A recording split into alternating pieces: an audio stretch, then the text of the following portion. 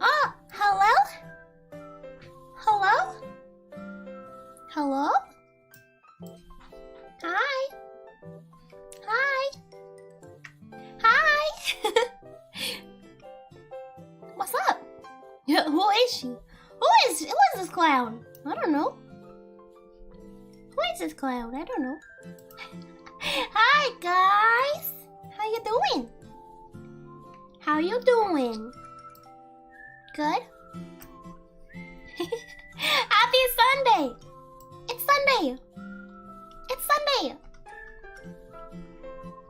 You guys, I slept so much. I slept so much. You don't understand how much I just slept. You don't understand how much I slept. Ah, Jeeves, thank you for becoming a puppuccino. Welcome to the cafe. Thank you, thank you. I'm doing good. I'm doing good. I slept so much because, well, I didn't get much sleep. Remember, I tried to take a nap before Nina's VR stream, but then I couldn't. And then I didn't get off that till 7 a.m. And then I only got to sleep for a little bit until I had to wake up. And then I was awake all day. And then I crashed. And I slept so much. I was like, I'm never gonna get out of bed. Ever. But I did, because I wanted to come here. I'm a what? An enigma. That makes me think of that SpongeBob milk. How did I sleep? I don't know, because I don't know what time I fell asleep. But I know it was earlier than usual because I normally fall asleep at like 6 or 7 a.m. I think I probably fell asleep at like a more normal time. Did the sleep help? Help what? I mean, I feel good. I'm not sure if my sleep schedule's fixed, but I sure did sleep for a while. I don't normally sleep through the night, so it was nice to sleep through the night. Yeah, it felt good. And now I'm recharged. I'm ready to go. I'm gonna find out who I am today. And then we're gonna make a whole new week next week, and then the week after that, and the week after that. Fixing my sleep schedule. Yeah, I mean, I can try, but it'll get ruined again. I'm sure it'll get ruined again. I'm fully down to clown. I'm down to clown today. Fully down to clown. Hi, welcome. Hi. I'm down to clown. I need a big ol' hunker nose. A clown nose. Hold on. I'll be right back. Da, da, da, da, da, da, da, da. Ba, ba, ba, ba, ba, ba. Na, na, na, na, na, na, na, na, na.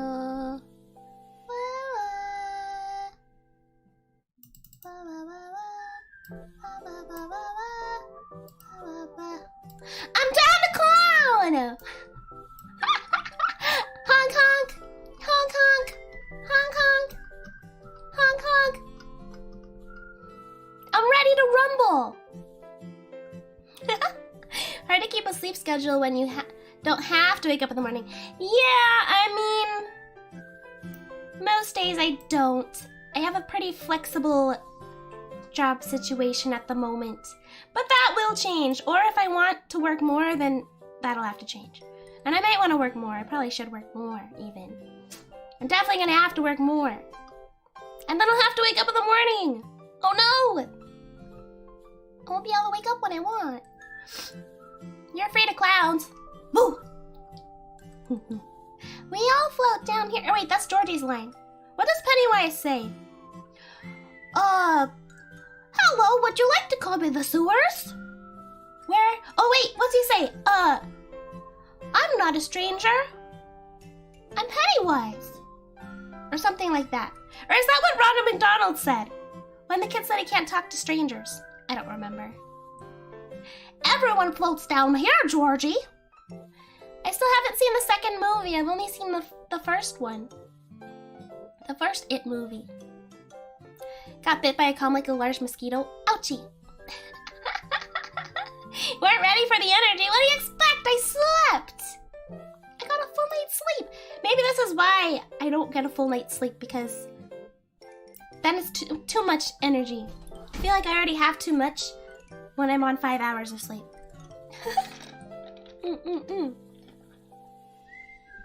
Wish you could stay up till 7 a.m. Yeah, school's not flexible, huh? For the most part. Turned myself into a clown. I did. Maybe I was a clown all along. I don't know. Ronald McDonald said eat fresh, but you're close. No, he didn't. No, there's an old Ronald McDonald commercial, and he looks really scary. And Ronald McDonald runs up to a kid on the street.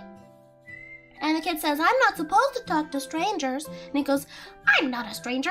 I'm Ronald McDonald. And he's like, okay. And I was like, that's not, don't teach children to do that. That's not good. But that's what they did. That was a real ad. A real McDonald's ad. Terrifying, right? Getting wacky. We're getting wacky and wonky. Wacky. Now that I have a nose, do I feel more confident? You know, I think I felt more confident with my other nose. Remember my other nose? I think it fit my face better. My other honker, not my normal honker that you guys say you can't see, but my other honker. You know? Sounds like something Burger King would come up with back in the day, really. Ronald has a windowless van. Oh God! I can't think of Ronald McDonald because it makes me think of Meat Canyon. And that stuff scares me. If Ron McDonald's around, it means free nuggies, right? Yeah. Just climb on in his van. Just go on. It's safe, because it's Ronald McDonald. What other nose? You don't want to remember my other nose. Why? I liked it. Why don't you like my other nose? Ronald McDonald's a true menace. In video games? He was in a video game? Is there a McDonald's video game? And I haven't played it? I want to play a Ronald McDonald game. Meat Canyon? Yeah, Meat Canyon scares me. Especially the SpongeBob ones. It's like, you watch it, and you're like, this is terrible. I hate this a whole lot. And then you keep watching it, You can't look away, and then you like click on more of them. It's like the kind of awful that you have to see. Yeah. I've seen quite a few of those. Free nuggies equals free nuggies. I mean, I guess, yeah. What are you willing to do for some free nuggies? Is what you gotta ask yourself. There were a couple on the Genesis. Really? Sega, like a Sega Genesis? Because I think I have one of those. And maybe I could find a Ronald McDonald game. Nah, I bet it's hard to find. Got 340 something days before you can bust out the mega honk again. I have to wait a full year? It can only happen once a year? It's that powerful, huh? That we gotta wait. Meat Cannon's quality. It is quality, like they're good videos. They're something. They're quite a thing to see. Pringles one. I haven't seen the Pringles one. I just remember the ones I remember most vividly are the SpongeBob ones, the Ronald McDonald one, the Willy Wonka one, and there was a Peppa Pig one, Bob the Builder. There were some with like Bugs Bunny. Those are the ones. You'll do anything for free. She's always free. She's right here. Free 99. The cooldown reflects the power. Ah, I see. 1 year cooldown before I can break out my big honker again. Okay. You really want to play when you can search for one? Really? That would be cool, because that sounds fun. It's the rules of the universe. Well, I don't want to break the universe, do I? I don't want to break the universe now. Not yet. Remember, that's the Dumpy's job, and not till later. A 7-Up video game? Did they just have video games for like any brand? Really? It's kind of funny. Yeah, Bugs Bunny. Not $3.99, free 99. Free 99. It means it's free. Meat Canyon, you can't look away. My first one was the Minecraft Sacrifice. Couldn't get away anymore. I haven't seen the Minecraft one. Oh, you're right, I also saw the Ed, Ed, and Eddie one. I'm trying to remember all the ones I saw. You're making dinner breakfast. Nice. That's where I'm at too. I didn't eat anything all day because I was sleeping and then I was trying to get up. And now I'm kind of eating dinner, sort of. It's just some fish. And soup. Michael Jackson video game? And a Pepsi video game. What the heck? They just made a video game for anything. Dominoes too? What? Why did we start doing that, and why did we stop doing that? I feel like there could be a lot of video games just about random brands now. It sounds kind of crazy. Imagine, like, I don't know, like a Cheerios video game or something. What would you even do? What do you even do in there? Fish in my soup? It's fish and soup. Fish and soup. There are clams in my soup. I don't think a clam's a fish though. It's something else. It's from the ocean, close enough. Oh no, she's hot. Honk honk. Copyright wasn't a thing. Oh, a McDonald's DS game? I do have a DS. I think I have it somewhere. You know what, actually, I think I gave it to my friend and she lost it. I had a really, really cute, well, I had a red DS, like original DS, and then I got like a really cute, it was like a limited edition, like light pink Nintendogs DS Lite, and it had a paw print on it. I lent it to my friend, and then she lost it. She lost it. It's so sad. A mollusk? Is it a mollusk? A crustacean? Mollusks? Yeah, crustaceans are something else. Crustaceans are like crabs. It's a mollusk. Elon Mollusk. Elon Mollusk. Japanese made a whole bunch of branded games in the 90s because there was a misconception that making games was easy money. Stopped happening because people didn't make a lot of money off of it. Oh, okay. That makes sense. Losing a limited edition console. Yeah, right? How convenient. How convenient. I don't know what happened to that thing. It's out there somewhere, but it's not mine anymore, and I'm so sad. But now I have a DS, 3DS XL. And it's pink. At least it's pink. It's something, right? Genesis has one, McDonald's Treasure Land Adventure. Whoa, okay. Okay, McDonald's Treasure Land Adventure. I wonder where my Sega Genesis is. I know we have it. It's somewhere. Chex Quest? Like Chex? Like the cereal? Chex? Chex Quest? Oh. Man! I didn't know any of this was a thing. Kawaii DS. Yeah! Yeah, it's a pink one. It's very cute. Remember the DSi? I don't think I ever had a DSi. I think I skipped that one. It's a modded Genesis. Oh no, it's an OG Sega Genesis. It was my dad's. But, we have it still. I only remember it a little bit. I just remember watching my brothers play X-Men on it, and I think like a Street Fighter? Or was it a Street Fighter? X-Men. I think it was called Street Fighter. And probably some other things I don't remember very well. There were Burger King games on Xbox? Oh, that's more recent then. So they did those for a while, huh? Because Xbox is newer. Right? 7-Up game. Man! Captain Crunch too? Captain Crunch had a game? I feel like Captain Crunch could make a fun game because they already got a whole pirate thing going on. And I do love a good pirate game. Haven't played one in a while. X-Men versus Street Fighter? I don't know. I just remember X-Men and Street Fighter.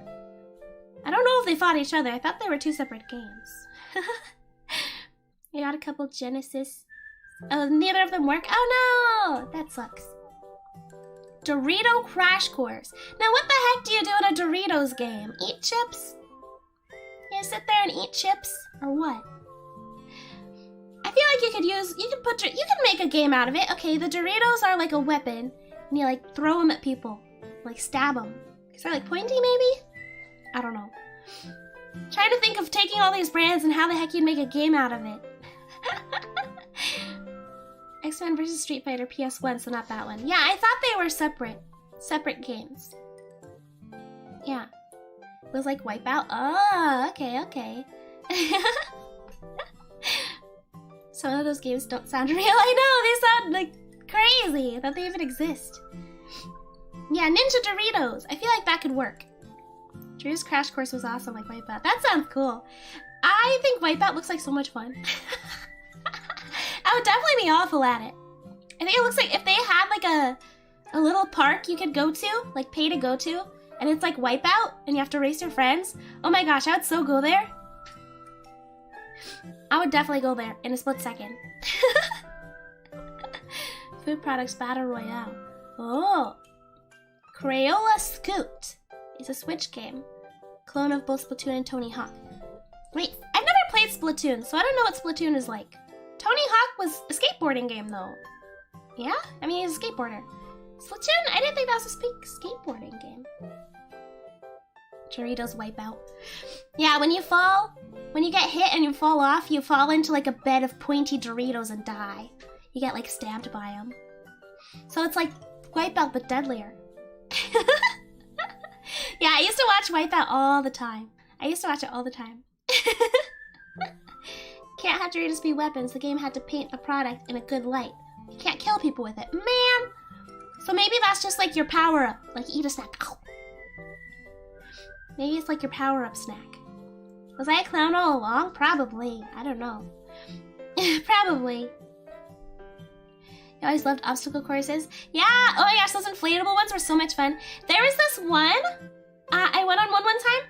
It was like an inflatable obstacle course thing, but it wasn't an obstacle course. It was like you strap a little thing on. There's like a elastic, like bungee bungee cord thing, and you strap something around your waist, and you're like pulling against this thing, and you have to race your friend. It's like 2 people at a time. You have to reach the end of the obstacle course, but it's really hard because like the elastic thing is pulling you back, and you have to like fight forward and try to reach the end of it.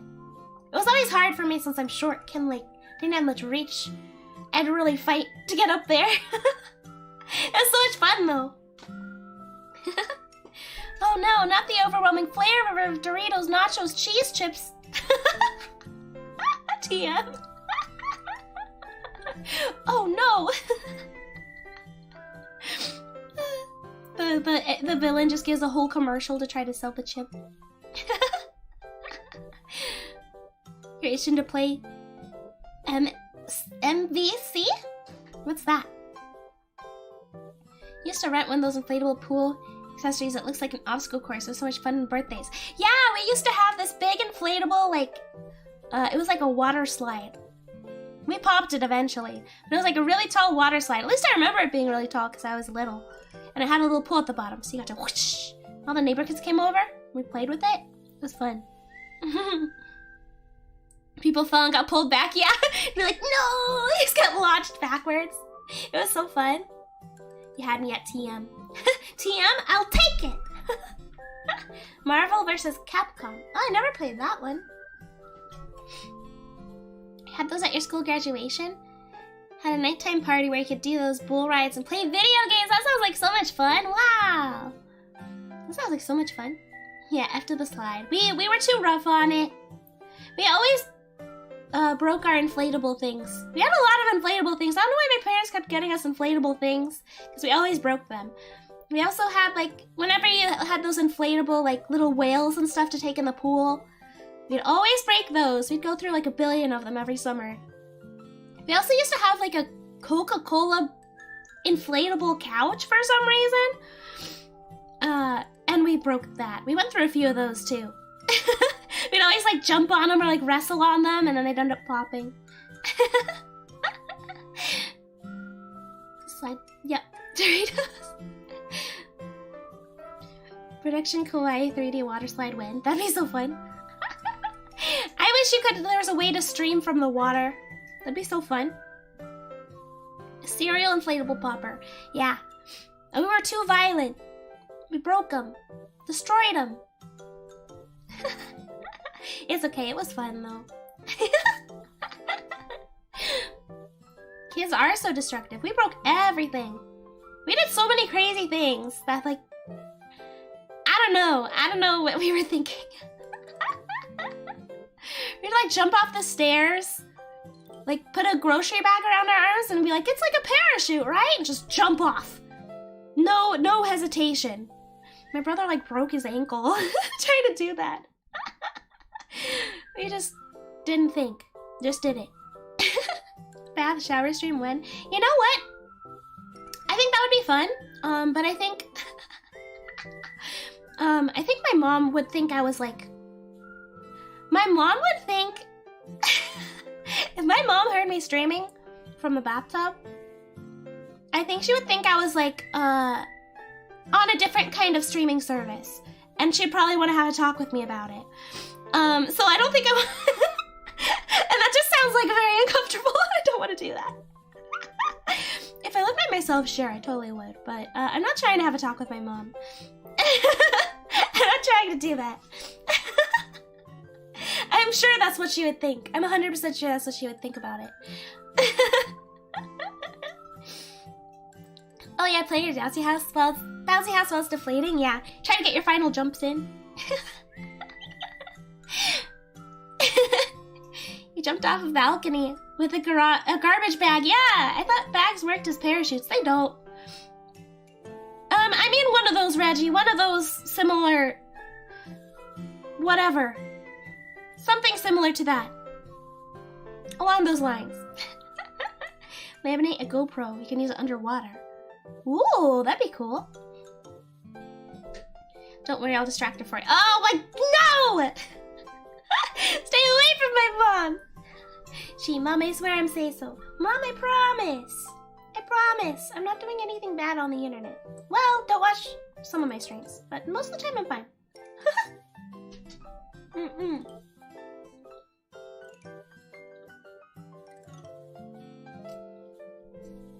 don't want to talk with my mom. I talk with my mom all the time. It's just, I don't want her to think I have a premium, extra special streaming service for adults. I don't want her to think I have one of those. I'll get in trouble. Can you have a talk with my mom? No, stay away from my mom. Nana had a bathroom. Well, I know we're allowed to do it. A lot of them have done it, and I think it sounds like fun, and I would like to. But I just know what my mom will say. If one day, I am by myself, then sure. Considering what you're doing in the club on Saturday. Well, my mom wasn't there, so... Guys, that stream was so much fun. I really like VR chat. One day I'd like to get a normal model to use on there because... Well, because... I don't know, I was just using like a free model that I found that looks kind of like me. But I want to get one, like a nice one. And also, I think my brother has like foot things. Maybe I could borrow them sometime. My brother has little things to track your feet. So then I'd be able to move even more. I only had hands and my head. But I could have even more maybe. That'd be fun. Then I can move more. Yeah. I'm extra special, you're extra special. If you buy a $30 subscription kind of website, yeah! Monthly exclusive content. I mean, I already have monthly exclusive content, but you know what I mean. Different kind of content. I don't what? Feet tracking? Yeah, it like goes, he has little things that strap on your ankles. And so I think then I could move more. Yeah. Does everyone have clown noses on? Do they? Does everyone have clown noses on? I just put it on because someone said something about a clown. The VR was great. Your model was the right size too. Hey! Yeah, I don't know. It was fun though. It was a lot of fun. I was a little shy though. I get shy when I'm around a lot of people I don't know.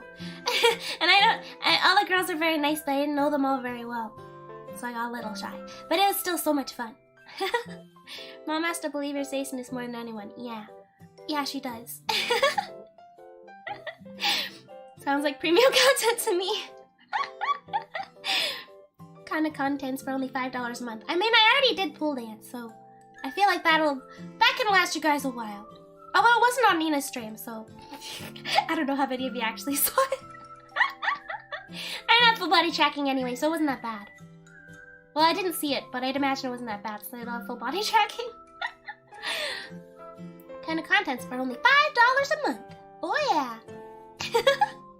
What up, what up? Welcome. Hello. You saw? You saw it! I was there. You were partying hard. It was fun. You ever get nervous you could take a break in the void? Well, it's not like I need a break. I like being around people. Takes me a minute to warm up. I'm like a slow roast. Cooker, crock pot. Gotta warm up. But boy, is it good. Once I do, then I'll be fine. Kick people in the shins in VR. Yeah. Oh my gosh, it was so cool. Like, it feels like people are right there and I can like touch them. It was crazy. How much is the cheapest VR headset? I'm not sure. I actually have no clue. Whoa, I'm right. Whoa, what happened? Normally that doesn't happen. Okay, we're fine. Next time you'll make it rain like Rainy. Rainy did a great pole dance. It was amazing. She was very good. Rainy cam dance. No, I did not draw this. I'm not my own mama. Wish I did. I'm not that good at drawing. Chase was once $300 quest too. Oh, I see. Okay. Yeah, that was a lot of fun. I'd like to do more VR stuff. I think it's really fun. So maybe I'll get like I think Nina's like commissioning a model. Maybe I'll ask her like who she's commissioning or like how it works. 'Cause I don't know much about that stuff, but I do think it's fun. I think it'd be cool to play a VR chat and like let people join. And run around. Run around.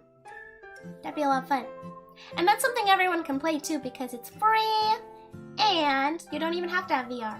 You can play it on PC. Yeah. Yeah, I don't know much about importing models. So, I don't know. I'll have to maybe let my brother look at it to see if I can use it. Because it is very cute. It's very cute and I want to use it, but I don't know how. So maybe if I send it to my brother, then he can tell me. Or do it for me. Probably do it for me. Because I don't know how. Nina's so bright in VR. I know, I love her. She's so much fun. I love Nina.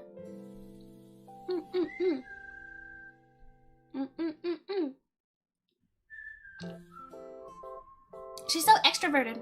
Like Nina can talk to anybody. She'll be like, I don't know you, but she's just as extroverted as she is all the time. She like doesn't get shy at all. It's really nice. Okay, well, I've been talking. Wow, it's been 30 minutes. Well, what we were actually gonna do today, we can continue talking too, but we're gonna take some tests, you guys. And I hope I pass. I found some tests to take. Well, mainly just one, but we can take more if we want. Hi, welcome. My day's good. We're gonna take, oh boy, we're gonna take a test. And then it tells you something about yourself. I thought it looks like fun. I took it once a long time ago, but I don't remember what I got or what it means. This one? Have you taken this one? Have you guys taken this test? Hold on, I need to move. I'm in the way. There we go. Beep, beep, beep, beep, beep, beep. I'll move over here. A little more. Got a link? Oh, do you got it? I can send a link so you guys can take it too. Put it right here. 1 second. I'll send it in chat.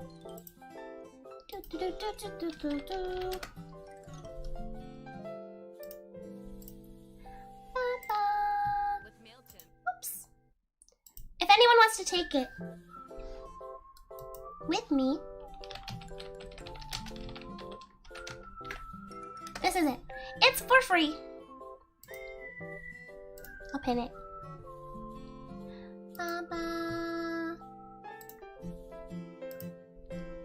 There we go. Let me move my stuff around.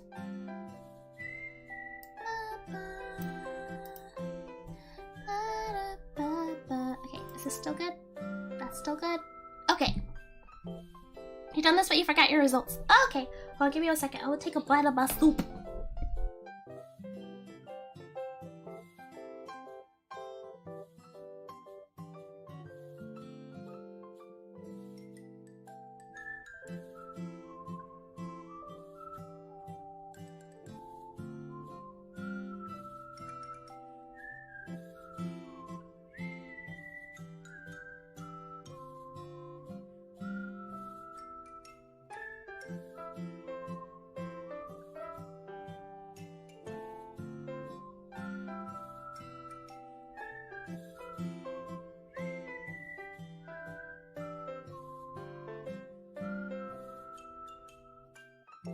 Okay.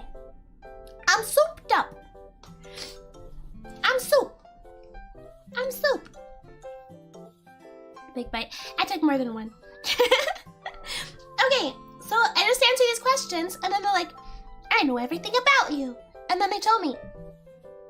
I can never remember the names or results you get. Okay. I regularly make new friends. I feel like I'm kind of in the middle on this one. Because I like making new friends, but I don't like, I wouldn't say I make a whole lot of new ones. new ones all the time.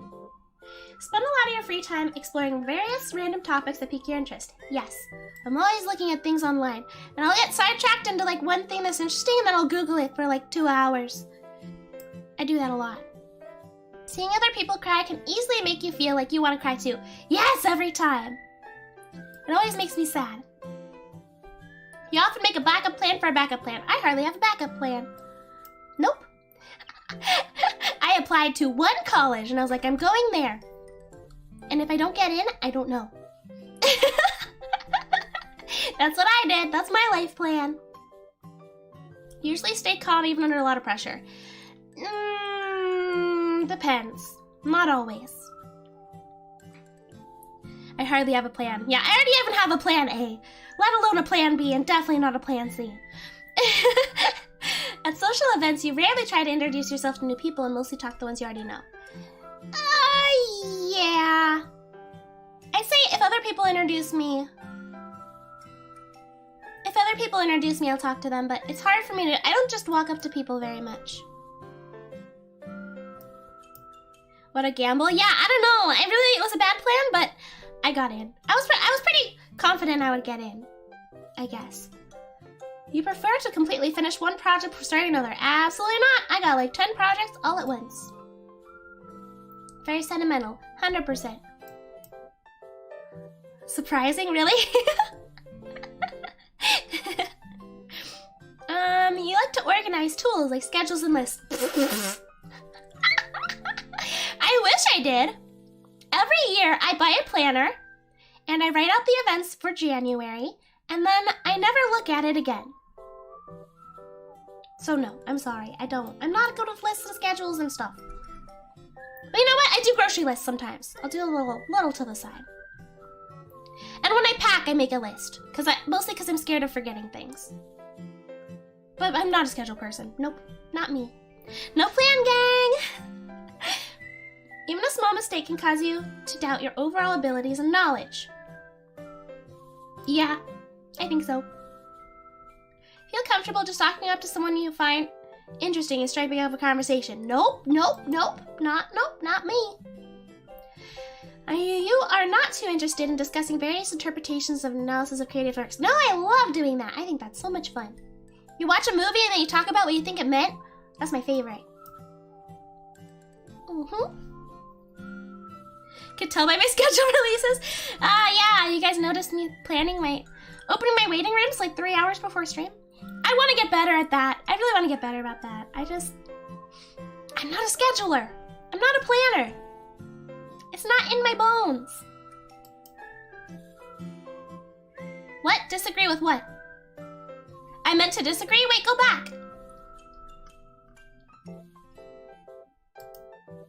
No! Aw, man, I have to do it again. I messed up. What did I do? Yes.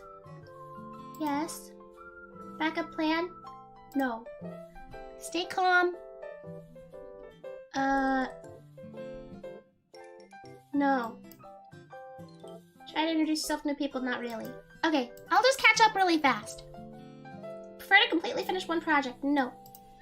Very sentimental? Yes. Organizing tools, schedules, and lists? No. Yes. No.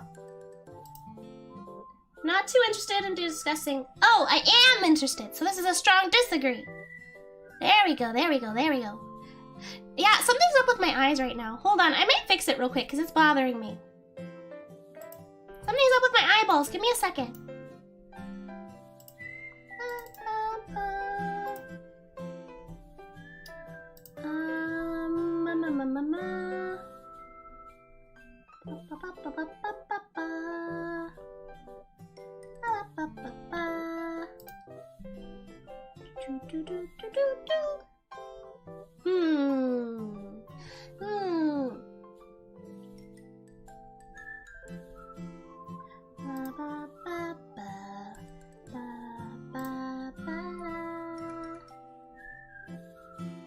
Where is the thing that does this?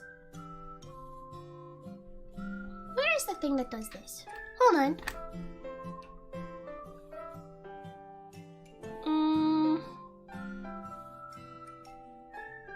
trying to fix my eyeballs. I'm sorry.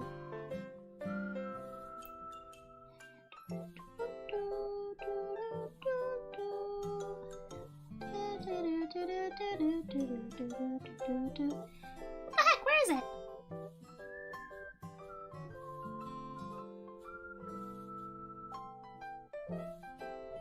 Okay, I think I hopefully fixed it now. I think I fixed it.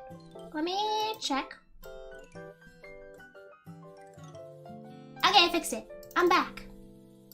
I'm back and I'm ready. Boop, boop. Now I won't be wonky-eyed again. Yeah, I was fixing my eyeballs. Okay, so where did I go? Here. So this is a strong disagree because I'm very interested in this. I like doing that. You're more inclined to follow your head than your heart. Absolutely not! I got no marbles, but I got a big old heart.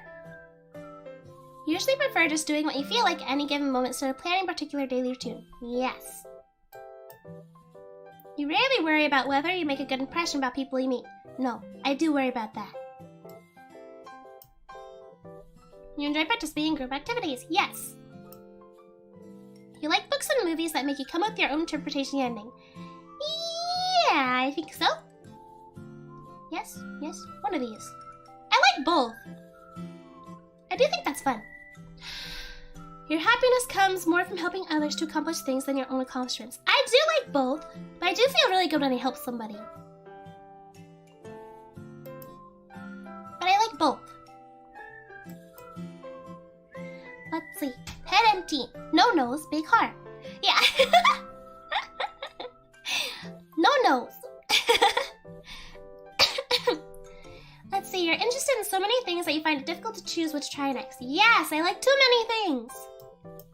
That's why I don't have one really hobby I'm good at, because I like so many things. So I don't dedicate all my time to one thing. To practice it a bunch. You're prone to worrying that things will take a turn for the worse. I pretty much believe things will work out. Most of the time. You avoid leadership roles. Most of the time, yeah. I don't like it. Definitely not an artistic person. Nope, I love art stuff. You think the world would be a better place if people relied more on rationality and less on their feelings. Nope, not at all. I think that sounds like an awful idea. Well, you need some rationality too.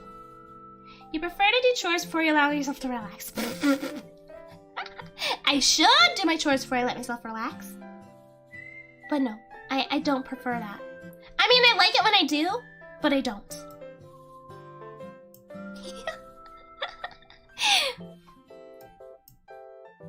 You enjoy watching people argue. Now this is a trick question. In real life, I hate it. On TV, I like it, but I think they're talking about it in real life. I only like it on TV. I think it's funny. But if people are arguing in front of me, no. And I usually try to help.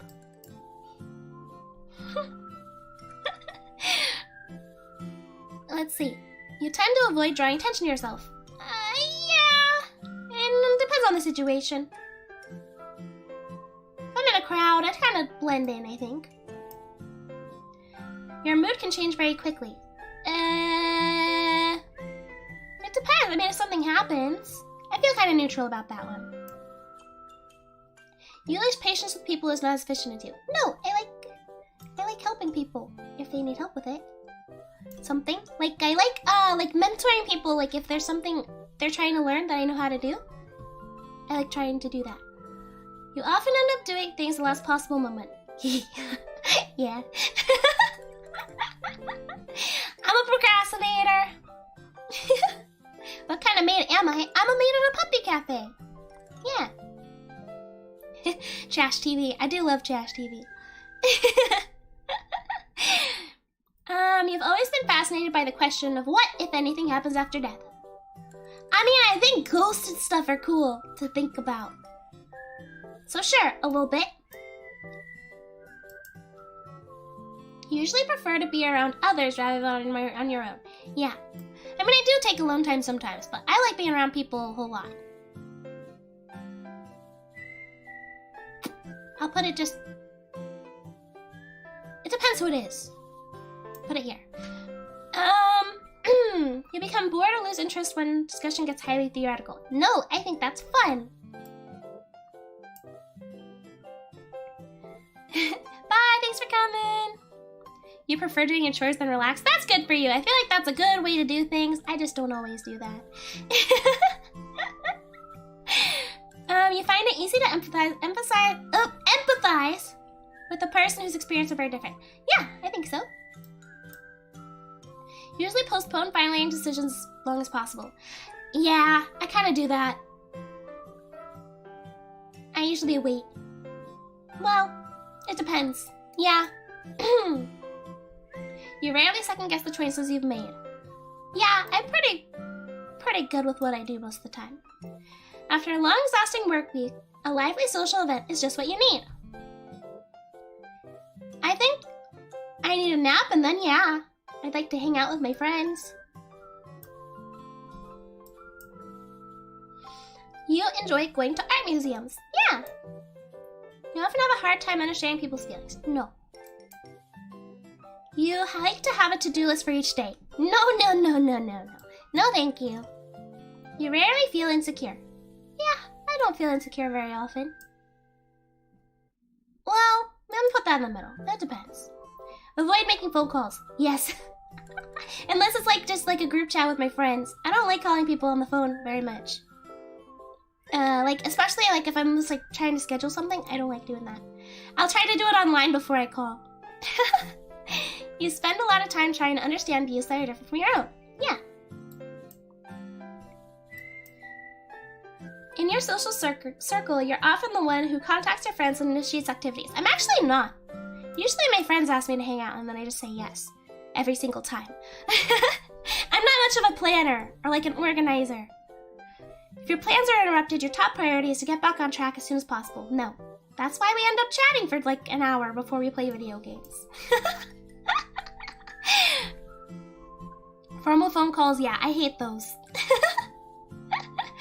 Getting my mom to call the doctors. I did for as long as I could. Still bothered by mistakes that you made a long time ago. Yes. I always think about embarrassing things I did all the time. You rarely contemplate the reasons for human existence and meaning of life. Nah, I think about that. Your emotions control you more than control them. Maybe a tiny bit. I feel like I have good control over my emotions though, but I definitely lead with them, if that makes sense. You take great care not to make people look bad, even when it's completely their fault. Yes, I hate embarrassing people. I'll try to like politely tell someone something, or like not say it in front of everybody if I need to. I hate doing that.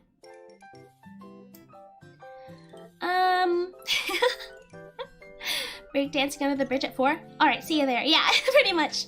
Name all the embarrassing things I've done. Well, for one, middle school. And that's probably most of them, actually. Remember that time in first grade you called your teacher mom? I do remember that. I remember I had a weird day where I called... No, I didn't call my teacher mom. I mixed her name up with my hamster. And so... I called my teacher Munchie, because my hamster's name was Munchie. And she was like, what? And I was like, what the heck? And then I called my hamster Mom that same day. It was very weird. I don't know what happened. Your personal work style is closer to spontaneous bursts of energy and organized, consistent efforts. Yeah, I go well on bursts of energy. I'll just like I'll get a burst of energy and then just work for like 10 hours and then I won't do anything for a long time. When someone thinks highly of you, you wonder how long it will take them to feel disappointed in you. Sometimes, yeah. Would you love a job that requires you to work alone most of the time? No! Well, if I could work from home, maybe a tiny bit, but that's it. No, I'd go crazy. You believe that pondering abstract philosophical questions are a waste of time. No, I think it's so much fun. Imagine going to your job and the kid calls you a hamster name. I know. I did. I called my teacher Munchie one time. I feel more drawn to places with busy, bustling atmospheres than quiet, intimate places. Nah, I think I like both. I like both. They both have their draw. You know at first glance how someone's feeling. I feel like I'm pretty decent at that. You often feel overwhelmed. Yeah, sometimes. You complete things methodically without skipping over any steps. No. You feel very intrigued by things labeled as controversial. I don't really care either way. They remind me of a hamster. You don't mind crowds? No, I don't mind crowds. You would pass along a good opportunity if you thought someone else needed it more. I think I would. Yeah, I think I would. You struggle with deadlines. Yes! Yes, I struggle with deadlines all the time. I'm always running late. I'm bad with deadlines. You feel confident that things will work out for you. Yes! That's why I don't worry too much about planning. I just feel like things are going to work out anyway, for some reason. My gender. That's me. Let's take a gander. I got, let's make this a little easier to see. INFPT. Hold on, where'd the thingy go?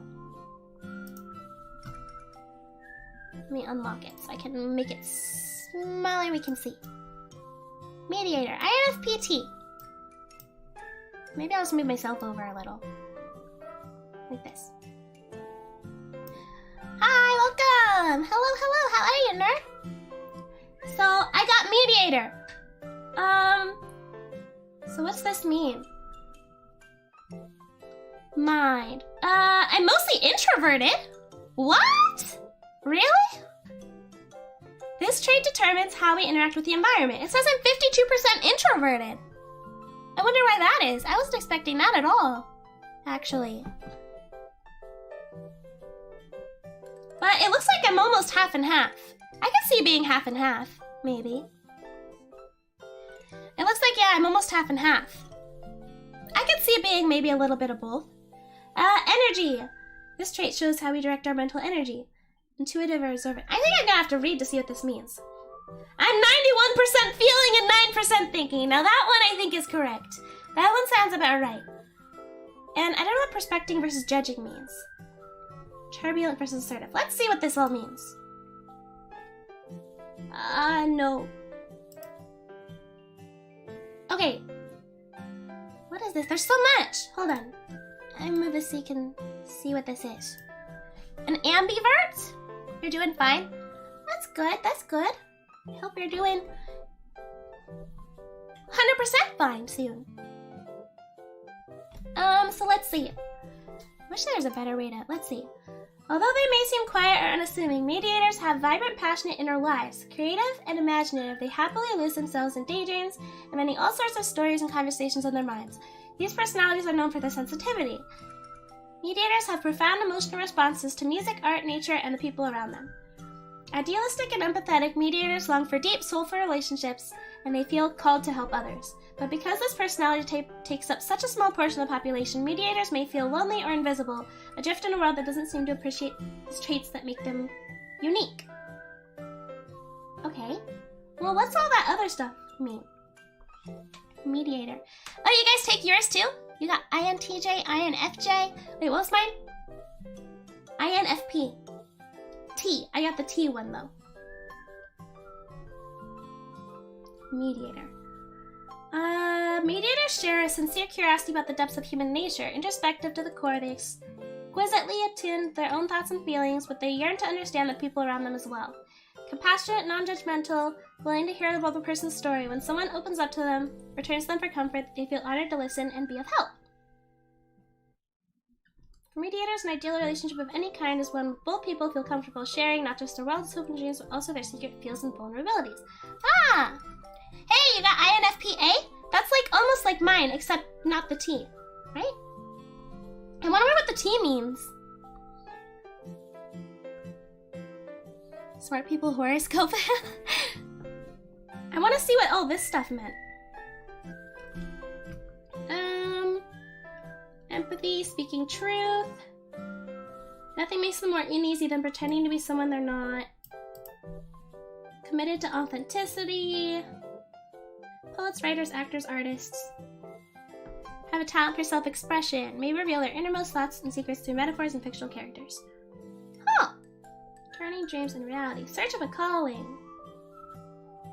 There's a lot of stuff on here. ENTP.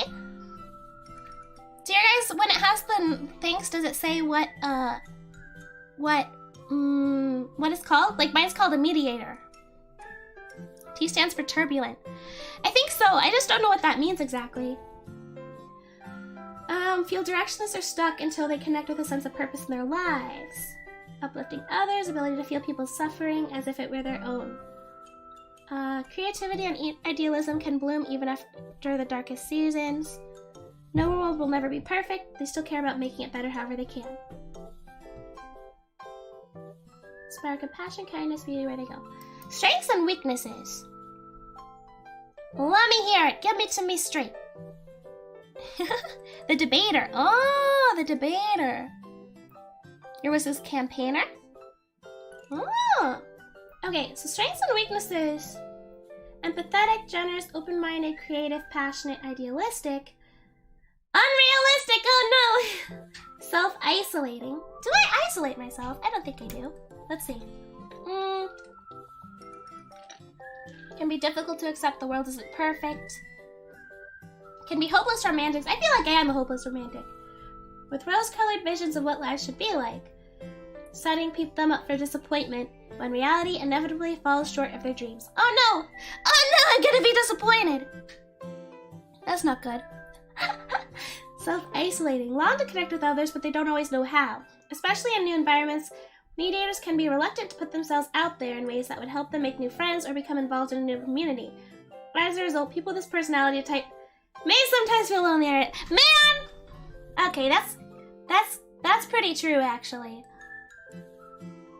I do like making new friends, but then I'll be in a group and then I just don't talk very much. Man, gosh dang it. Unfocused. Well, we already knew that one.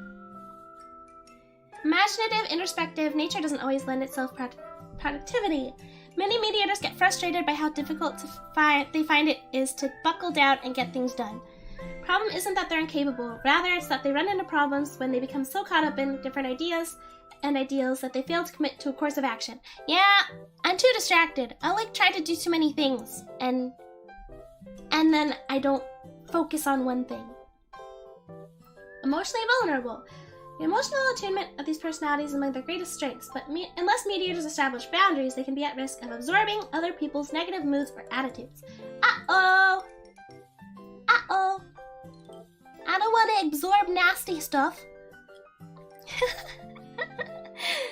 Does this count as a cold reading? I don't know. When the friend group's having fun but you can't get into the discussion. Oh no! Desperate to please. Conflict tends to be stressful, who yearn for harmony and acceptance. When someone dislikes or disapproves of them, these personalities may become fixated on trying to clear the air and change that person's mind. Unfortunately, mediators' desire to please others can drain their energy, eclipsing their inner wisdom and their awareness of it. You know what? Yeah, that was pretty true. If someone doesn't like me, I'm like, wait, but why? Hold on, wait. I can kind of get like that sometimes. I'm like, no, this must be a misunderstanding, actually. Let's self-critical. They believe in their unique potential, they desperately want to live up to it. Can cause them to have unrealistic expectations of themselves. When they fail to live up to these visions, they may accuse themselves of being useless or selfish or woefully inadequate. Taken too far, this self-criticism may discourage them, leading them to give up on their dearest dreams. No! That's sad. That's sad! I'm a people pleaser. I mean, more or less, like, to an extent. Like, not, like, I won't compromise, like, who I am to try to please people, but I really don't like it when people don't like me. But I feel like that's pretty normal. But I will sometimes be like, oh, they must have just got a weird impression of me or something. Because I feel like I'm not mean or anything. I mean, you don't have to like me, but I feel like if someone, like, completely dislikes me, then I'm like, okay, hold on, what happened? Something's weird here, because I've been nice to you. And typically people will like you if you're nice to them. Or at least, like, not like you. Phrasing. What did I do? Romantic relationships. Welp, this should be interesting. Mediators are dreamers and idealists, especially when it comes to romance. They believe in the power of beauty and true love, and they sincerely hope to never settle for anything less. Yeah. It is being yourself's best. To them, probably 99% of the time. I guess. Hold on, I'm gonna take a bite of my dinner.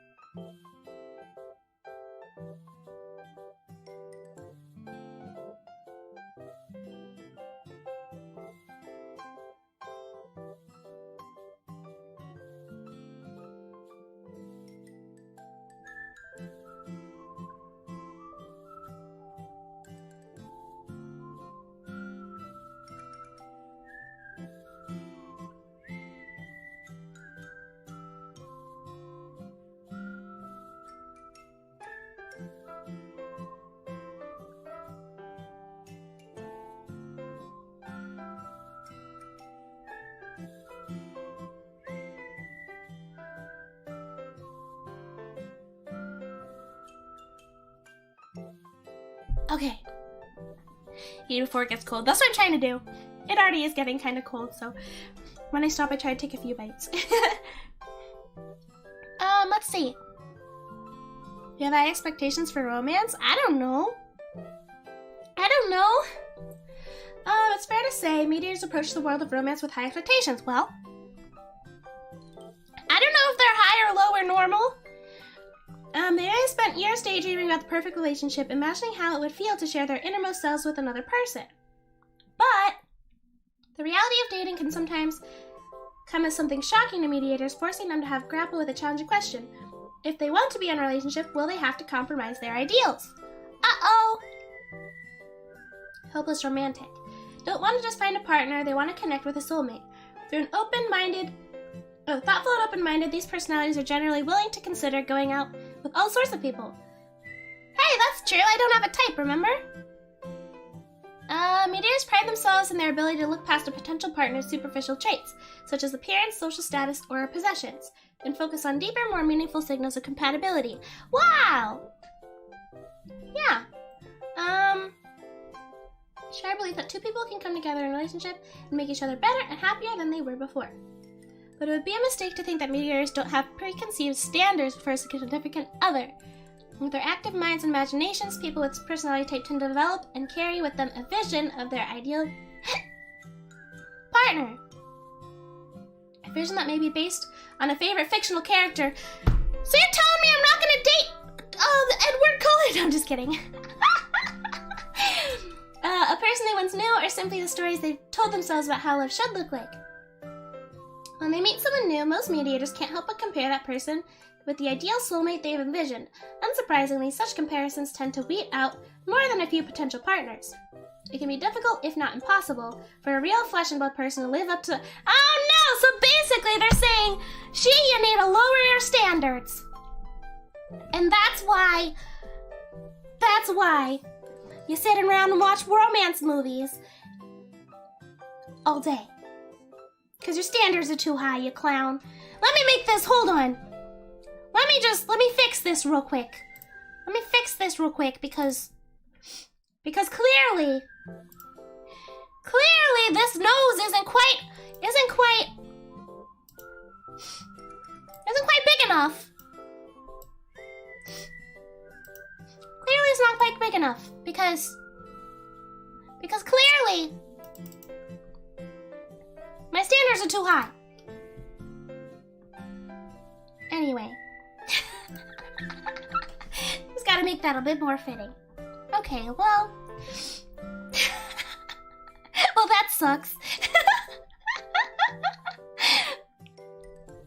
Thankfully, I'm literally perfect. Well, that's nice. That's good.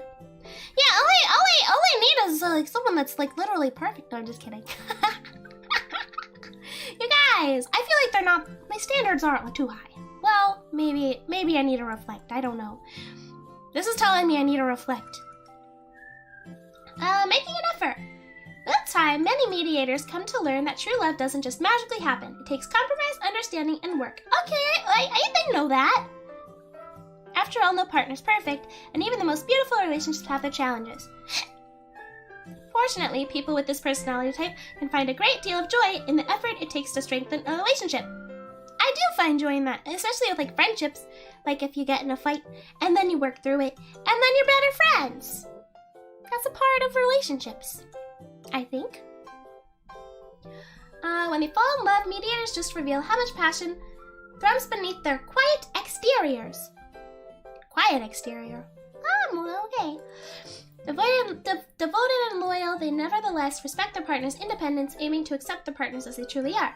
That said, these personalities also want to help their partners to learn, grow, and pursue their goals. Mediators are always dreaming up ways to improve themselves and the world around them, and the last thing they'd want is for their partners to feel unhappy or stuck. Use their compassion and insight to understand people they care about, draw on their creativity, and make their partner feel special. Nice and special. Yeah, I think they got the quiet part wrong, but other than that, big maid energy. Many people with this personality type dedicate themselves to helping their partners improve their lives. While this is a noble goal, mediators must be sure to keep track of their own needs and make sure that their partners are really ready to change. Provided they do so, mediators' personal support and devotion can make all the difference in their partners' lives. Yay! Yay! Hi, Big Red Nose. Hi, Alfie. Welcome. What you said, it doesn't seem like you actually have too high standards, unless there's something you haven't mentioned that's a deal breaker. No, I don't think so. I don't think there is. Let's see. Finding what's real. Mediators tend to promote harmony over disagreement. Although this lends stability to their relationships, it can also lead to problems. To avoid triggering a conflict, mediators might avoid talking openly about the things that bother them. Instead, they might mentally fixate on the problem and try to solve it on their own. They may also focus on making their partner happy to the detriment of their own priorities and sense of self. You know, I feel like I used to be more like that, and then I kind of worked on it, and that's not so bad anymore. I feel like I got better about that.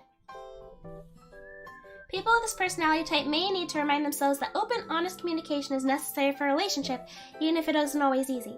In fact, such moments of candor can transform a relationship for the better. Yeah, I feel like I used to be very much like that, where I wouldn't bring up a problem because I didn't want any conflict. I just like deal with it. But then once I had like roommates and stuff, I was like, that doesn't work. That doesn't actually work when you're around people all the time. So then I had to learn to just talk about things. And now I do. And now it's so much better that way. Yeah. Character development, let's go! As long as they communicate openly, mediators are more than capable of staying true to themselves in a relationship and encourage the person they care about to do the same. By bringing their whole hearts and minds into their relationships, mediators can find out what truly means to love and be loved. Aw, shucks, how sweet. Yeah, now I just slap people with conflict. I want to know what all this side stuff means. Are they going to tell me? Are they going to tell me? Yeah, now I just slap people. It's much easier to just resort to physical violence. Best to bring up uncomfortable stuff ASAP, because it becomes more awkward and uncomfortable the longer it sits. It really does. It just gets worse. Personal cheerleader doesn't sound so bad. Yeah! Go, go, go! You can do it! Let's see. Social lives, they find themselves caught in a web of contradictions. People with this personality type crave alone time, but they're also vulnerable to loneliness. They long to feel accepted and well-liked, but they don't hate the idea of pretending to be anyone but their authentic selves. That part's true. And while they hesitate to draw attention to themselves, they don't want to be invisible either. That's pretty spot on, except the first sentence. I feel like I don't often crave that much alone time. I'm okay with alone time, just not for too long. Not for like, I couldn't go days of just not seeing anybody or talking to anybody. I feel like the other two things are pretty accurate. I feel like my social battery is like pretty big, but I feel like once my social battery is very low, I don't necessarily need alone time, but I need time, like I can only be around people that don't, like the people I'm very close to just don't drain my social battery anymore. if that makes sense. Like, being around a lot of people, yeah, it'll eventually drain my social battery, but then people who I'm, like, comfortable with and, like, I'm used to being around, they don't take out of my social battery, so I can recharge while I'm still with them, if that makes sense. I think my social battery is just broken. In the company of true friends, they can escape the hamster wheel of these intensive security and focus on what matters. Friendship is precious commodity, an opportunity for two people to lift each other up and change each other's lives for the better. The old saying, a friend in need is a friend indeed. Few things bolster their sense of purpose like being there for someone they care about. Yeah, I love helping people. Helping my friends when they're sad. Yeah. That answer's the best answer. Who cares? The question. Exactly. Who cares the question? The answer is a nice old punch. Right to the dome. I always had the opposite problem with that. I've been honest to a fault. Even it's better to shut up. Ah, I see that can be a problem too, yeah. Yeah. If you ever do anything weird or wrong in chat, please tell me. Yeah, I will. I know. Everyone's learning. I feel like I'm not too harsh unless someone's like purposefully doing something, you know? I'm pretty, what's the word? I can't think of the word, but like, I'm more likely to like give out reminders. Cause I don't really want to like kick anyone out unless they're like purposefully being mean, you know? Or like if I've told them like a billion times then they don't listen. Yeah. Lenient, that's the word. I'm pretty lenient, I think, and like patient with that kind of thing. Yeah. I like having you guys around. I wouldn't just like, pow, sucker punch you out of there, you know? Let's see. Perhaps because of their intense investment in relationships, mediators tend to feel most fulfilled by spending time with small, intimate circle of friends. That's true! As opposed to large crowds, I like being in like a little group of friends. Like I always, in school, like, when my friends would want to go to house parties, like I would go, but I preferred when we just like had a few friends over and hung out, like, just a group, you know? I think that's more fun. Acquaintances come and go, but the inner circle is likely to include mediators, friends for life. Yay! This is cool art. It's all like shapes. I'm purposefully having fun with she. What you gonna do about it? I'm gonna sucker punch you in the face with a thank you. A punch to the face with love. That's what I'm gonna do.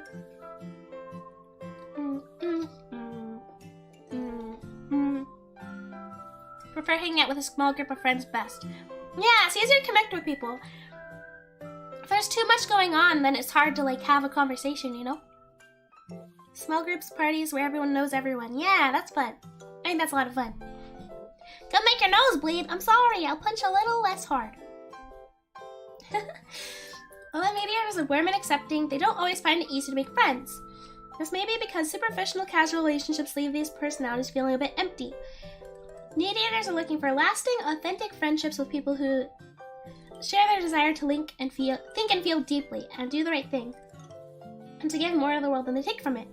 I feel like that's true. There's nothing I hate more than like when you're meeting new people, and it's very like, kind of like, I don't know, like stiff, like, what's the word?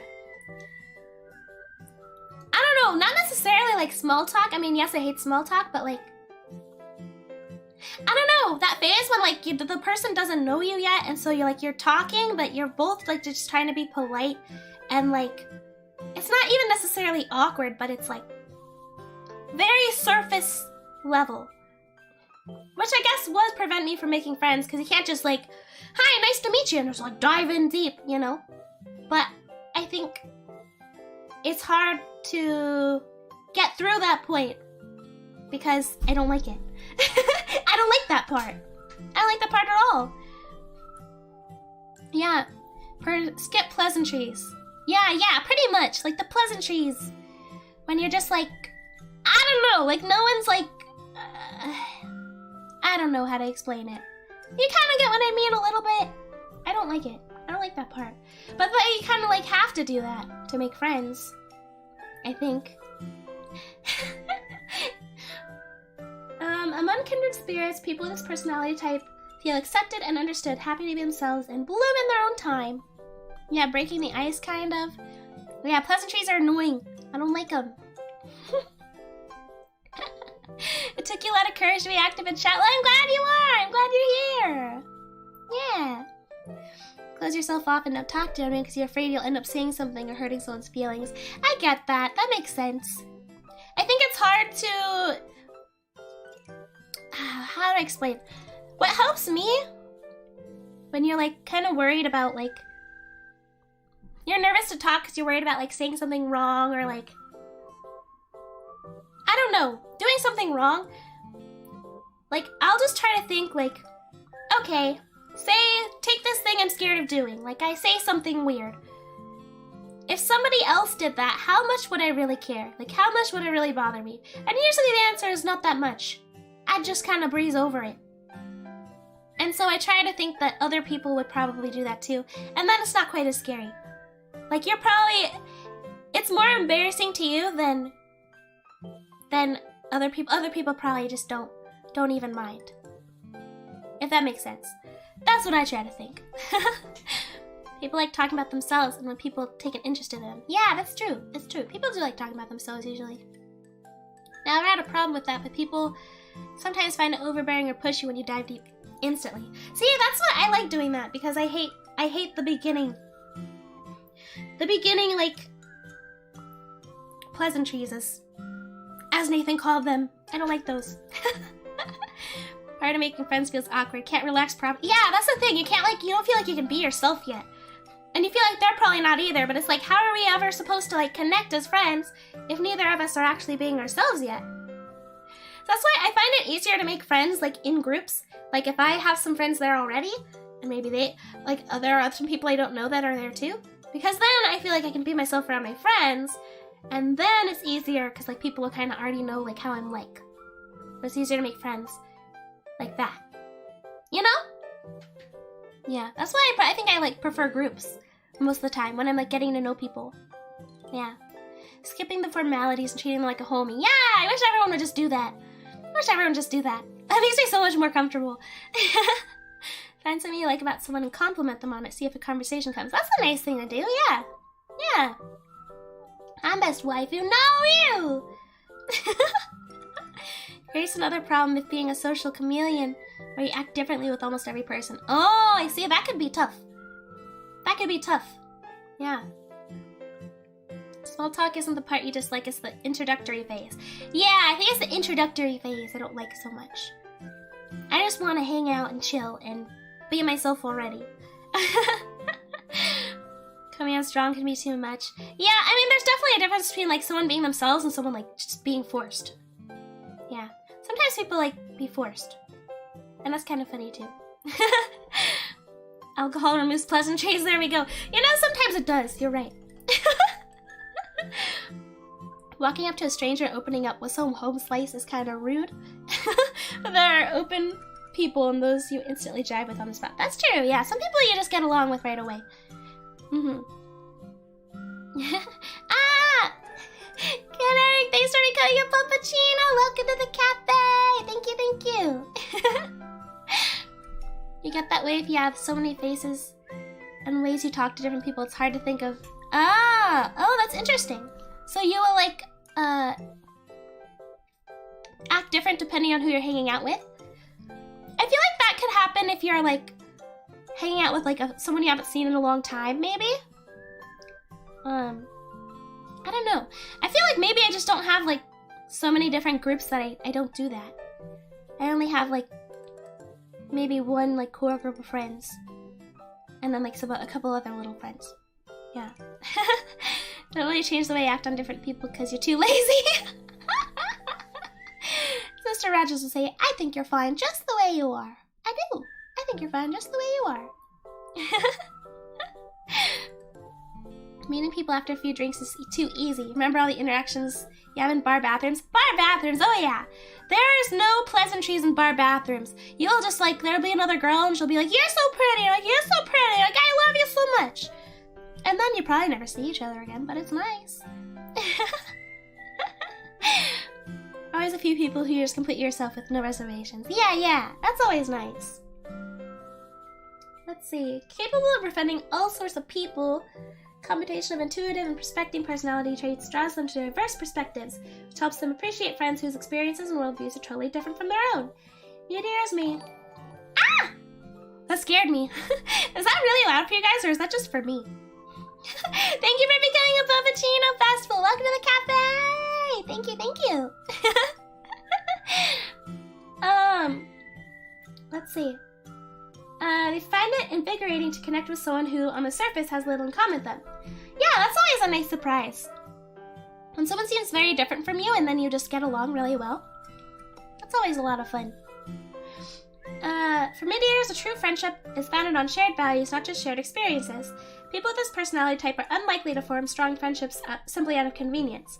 For example, while their affection for their coworkers may be strong, just working in the same office or shop isn't enough for mediators to guarantee a substantial friendship.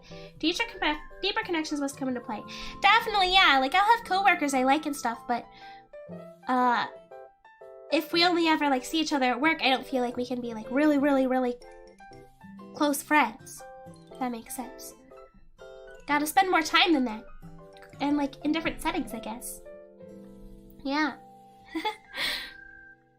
Too lazy to change when you've never been yourself with anyone. Aw, no! I hope you can one day. It's a good time. Friendly and funny is instantly disarming for most people. Oh, really? Some are guarded, but it's a battle of... Huh. Oh, if you insist. Oh, okay. Like if someone's pushy. Ah. Well, I'm gonna take a bite of my dinner again.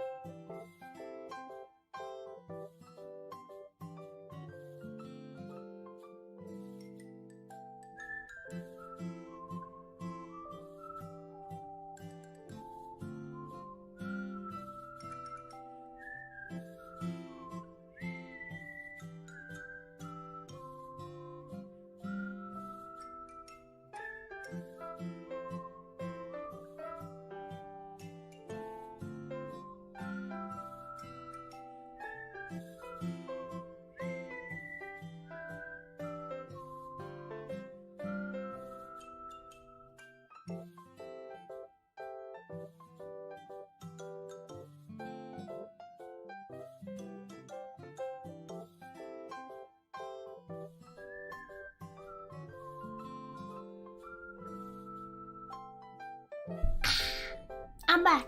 Sorry, I clicked that really loudly. Yeah, I'm cold soup. It's like kind of room temperature soup now. It'll be cold soon. You have a dozen acquaintances and only a few real friends. Ah, I see.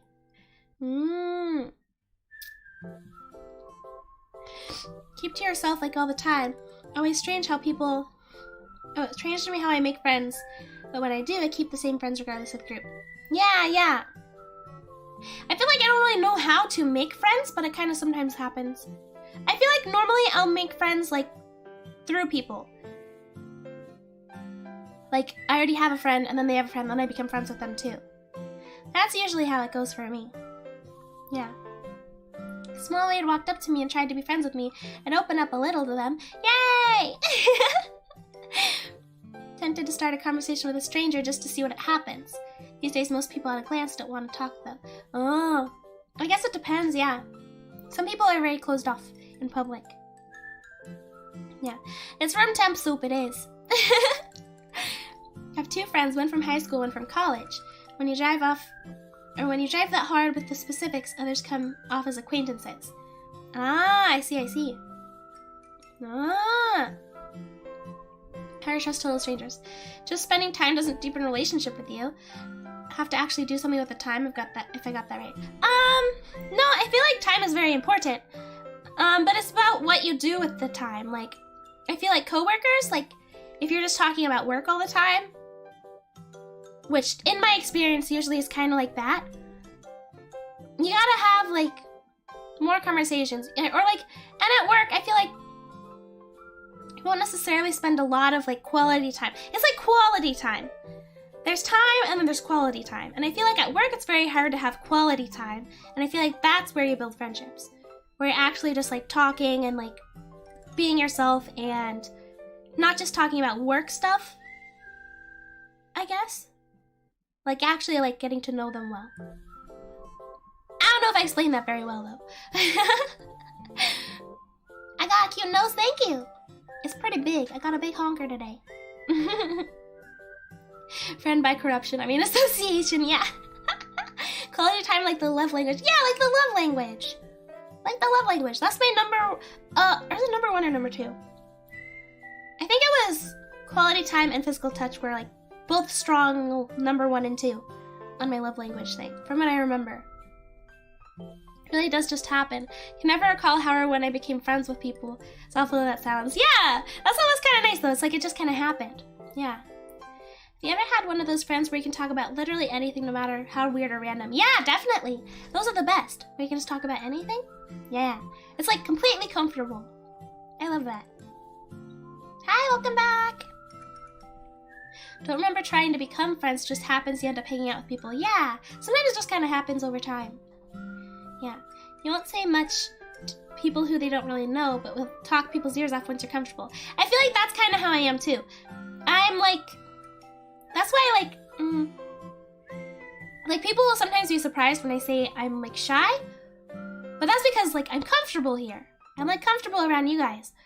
But if I'm just meeting someone, I start off shy, and then once I'm comfortable, then I'll blah blah blah blah blah, and then I can't stop talking. But it like takes me a second to like click into that, I guess. Takes me a minute to warm up. Yeah. In work, you'll sometimes need to be a professional, so after work drinks are... Yeah, like you'd gotta have to hang out with them after work or something, maybe. I don't know. You can develop a community without actually being friends with anybody in it. You're still part of it. Yeah, that's true.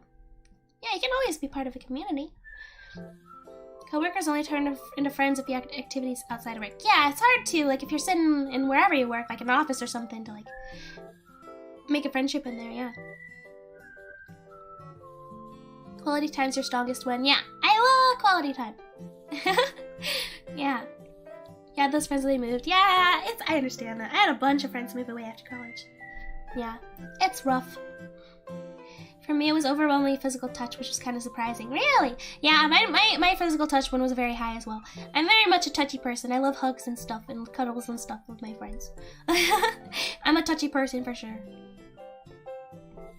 I always feel bad when my friends remember when we met, but I don't. I feel like you appear in people's lives randomly. You just appeared like a ghost one day. Did I make my nose bigger? I sure did. I did because this quiz told me that my expectations for romantic relationships are probably a bit too high, so I made my nose a little bigger to fit that.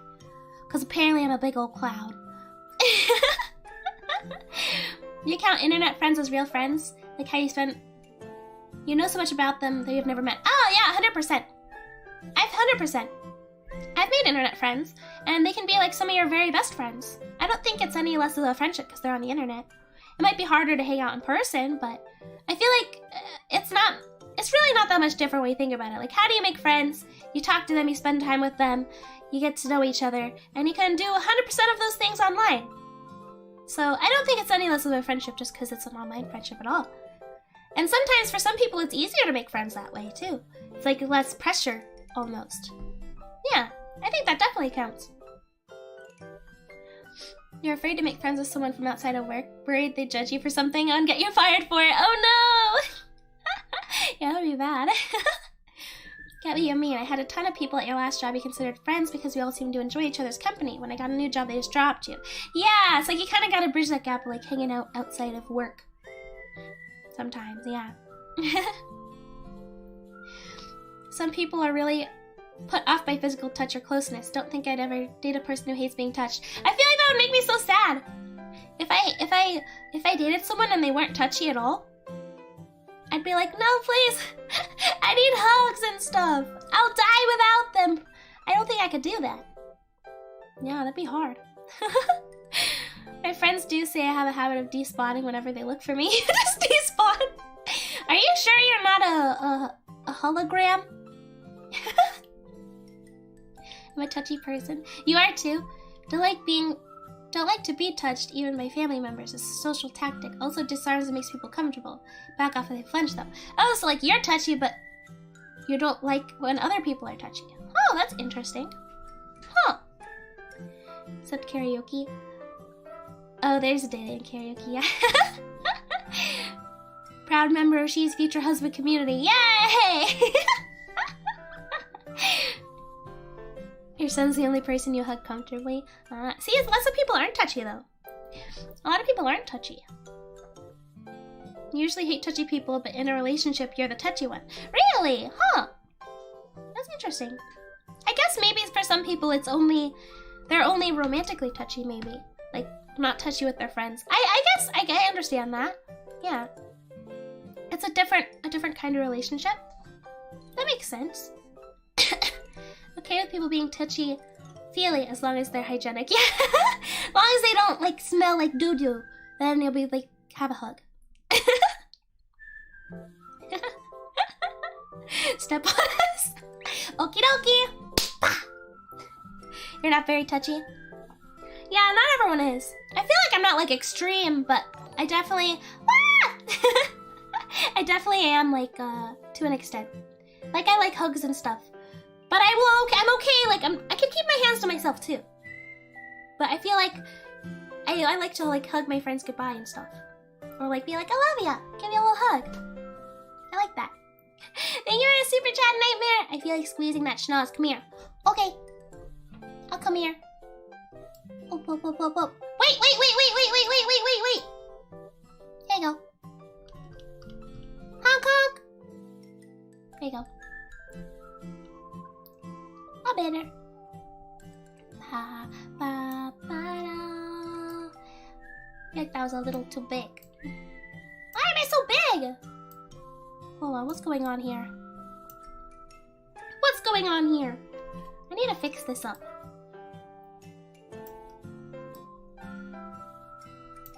Ba, ba, ba, ba. I need to fix something.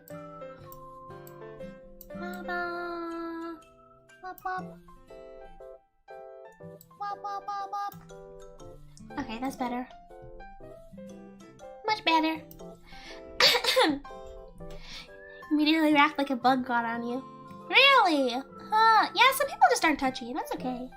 You gotta like know if someone's touchy or not. I'm not touchy with my not touchy friends. But some of my friends are touchy too. And then it's fine. I have one friend who just hates hugs from anyone. She just hates hugs. So I don't hug her. And that's fine. Hate if I can't touch the people I care about. Always have to chase down your knees for hugs. Yeah. You don't recoil, you just feel awkward. That's fair enough. That's fair enough. I feel like it could also like depend on like I feel like my family like always done a lot of hugs and stuff, so it was kind of normal for me. But like my friend's family like doesn't even do hugs really, so she feels weird about them. So it kind of like sometimes even has to do with like how your family is and how you grew up too. Never mind telling your homies you love them. I do it all the time. I always tell my homies I love them. I always tell my homies I love them. I tell them when I'm proud of them. I tell them all the time. Seems like that's a really lonely feeling when you're really close to a person you love and they don't want that. Yeah, I guess, yeah. I feel like that could definitely be hard. If one person was very touchy and the other person was not. At least like in a romantic relationship. In friendships, I think it doesn't matter quite as much. But I feel like in a romantic relationship, that could be very hard. Yeah. Yeah, I didn't mean to zoom like that. I'm sorry.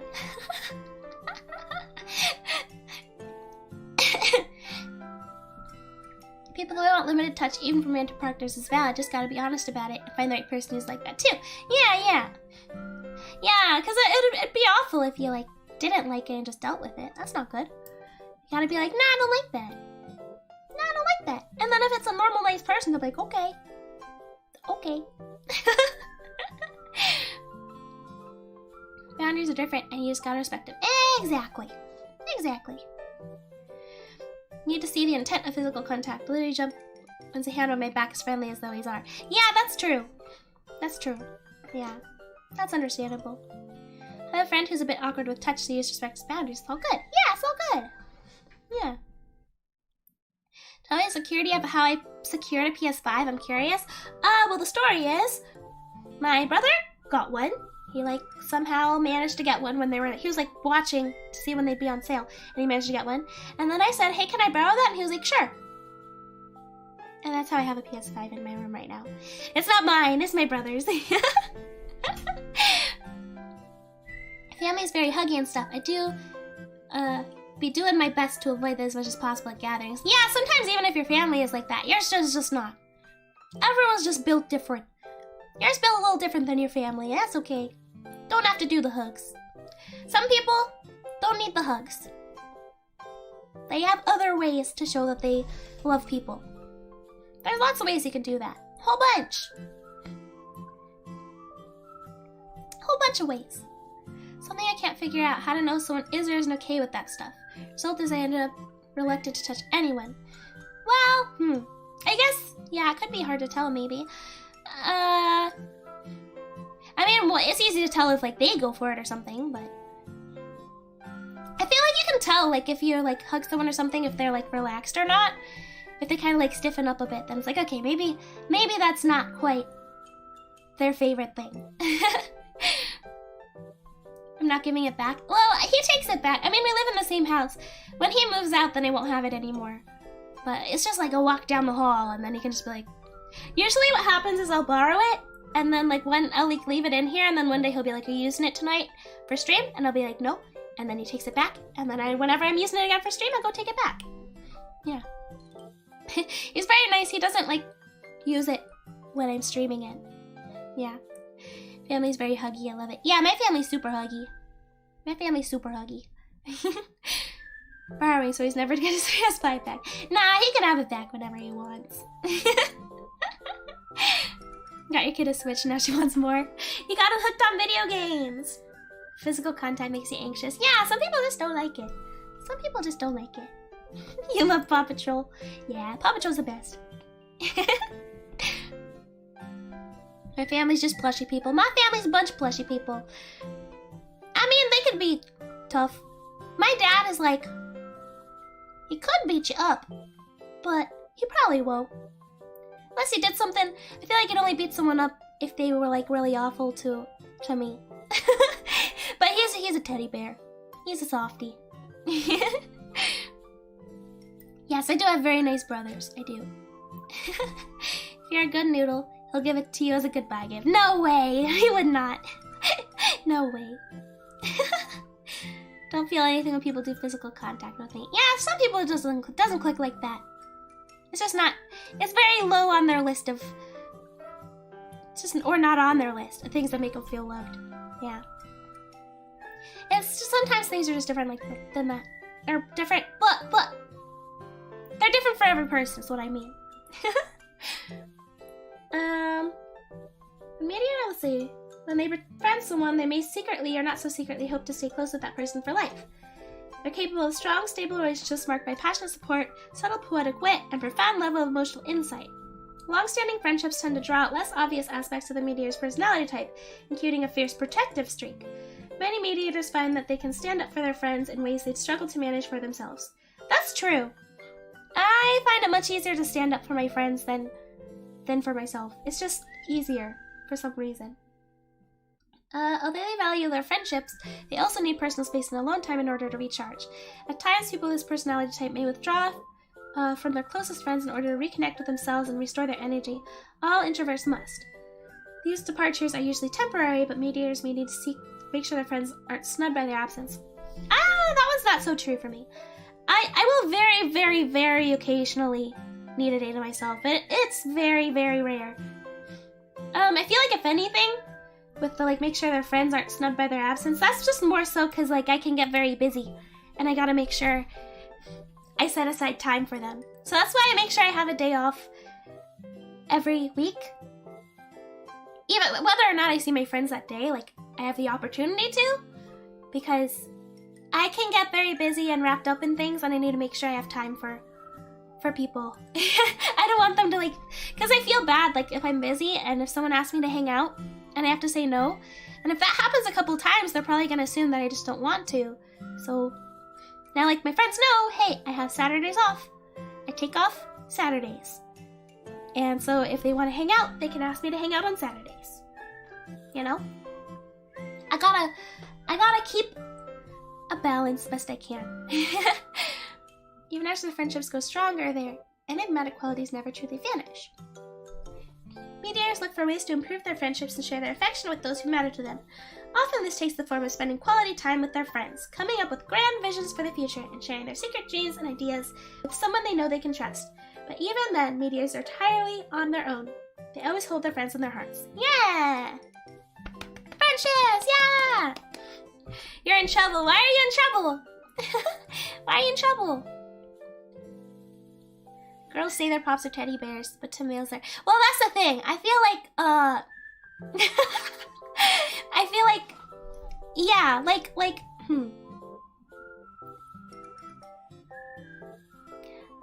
I feel like, yeah, I see how dads could be scary, probably.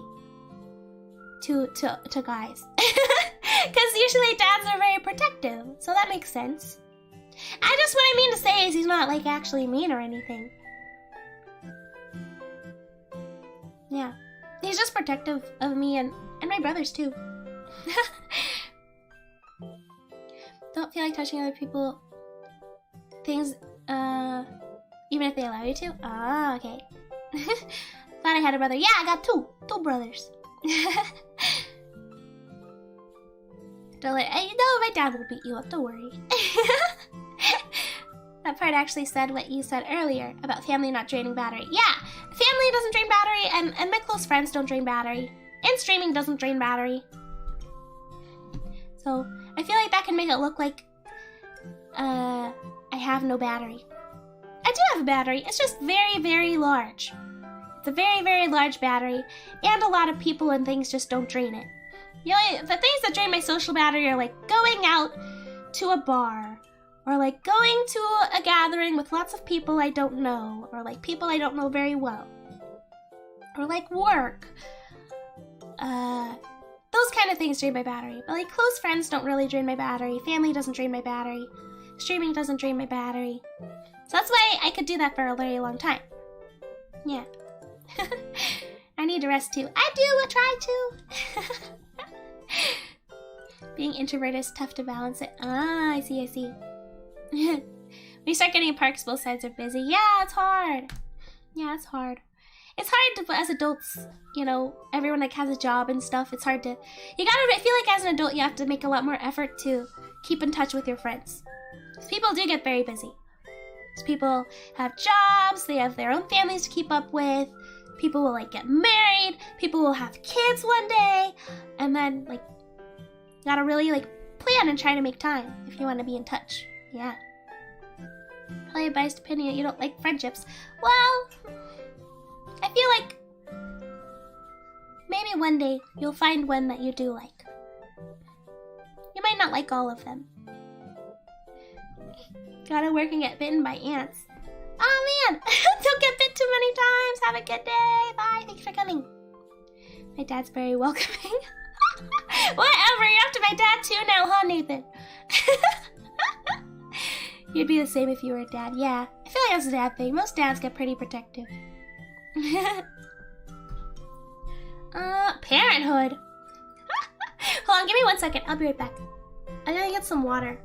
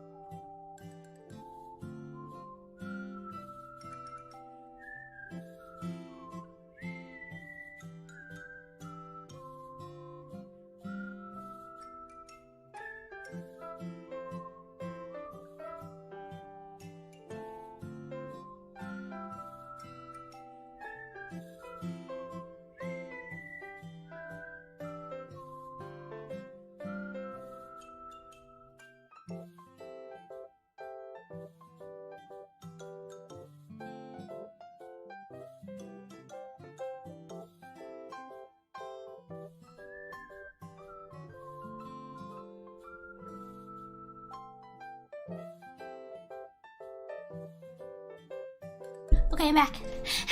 Sorry, that took an extra second. I also reheated my soup. Ah!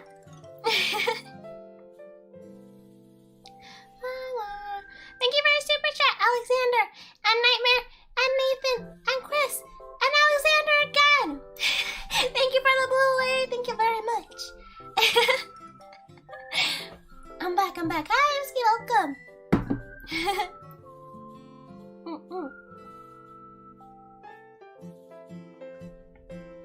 Yeah, that was more than a second. My soup was cold, so I nuked it real quick.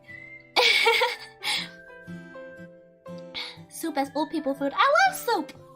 I love me a good soup. Being an extrovert is a bit different, though. Not many social gatherings drains battery besides parties. Even work can charge if you get to discuss with people. Ah, yeah. I was surprised to see I was a little bit of both. I feel like I'm a bit more extroverted than introverted. But maybe it's like the shyness that kind of made me more introverted. I don't know. Oh, hold on. I forgot one thing.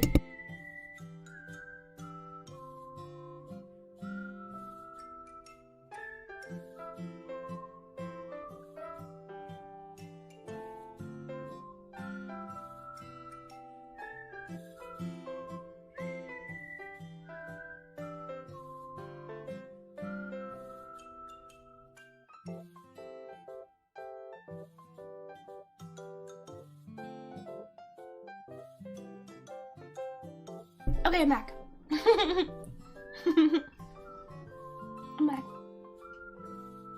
Don't worry. I'm back. I'm not PNG. I'm back for real this time.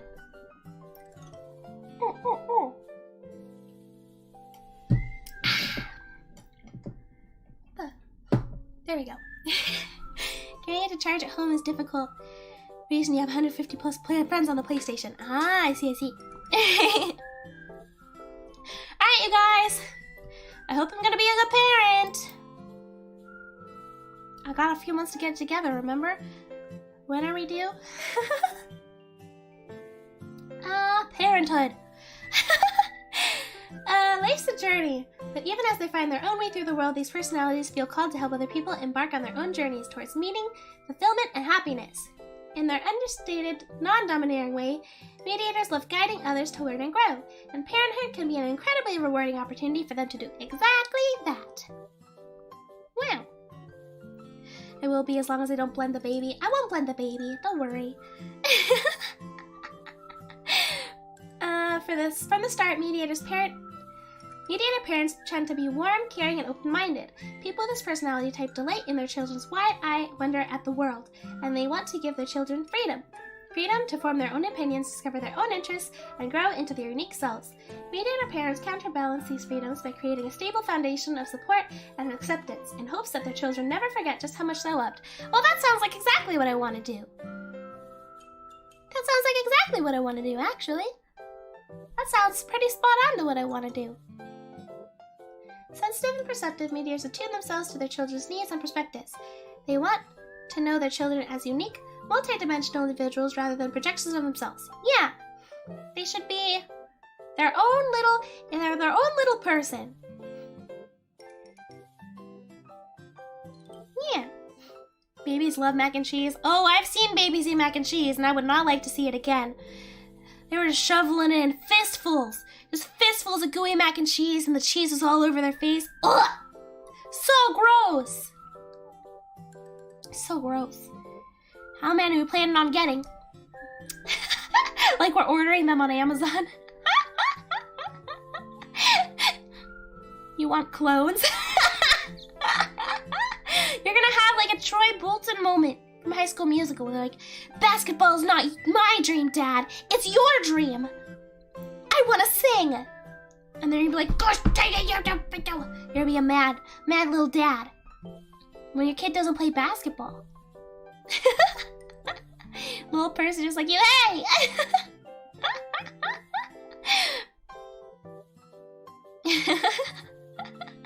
My nose be looking cute, thank you. Thank you very much.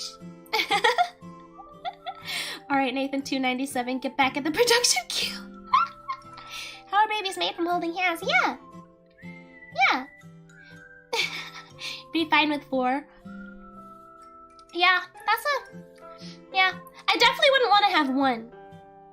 I would need more than 1, for sure. I would definitely want more than 1. But I also don't want to be like 19 kids and counting. That's a lot. And I know I will not make enough money for that. That sounds like a lot. Gotta have enough time for each of them. 2 to 3. I'm 3, and I think that's a great number. It's me and 2 brothers, and I think that's a good number. I'd be fine with 3. I'd be fine with 3. I'd like to have a boy and a girl, though. But I can't really choose that. 3 inches tall. Whatever!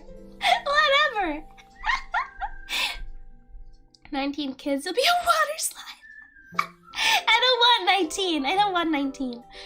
If I can make a football team, that is too many. That is too many kids for me. I'm not trying to clean a house that big. That's a big house.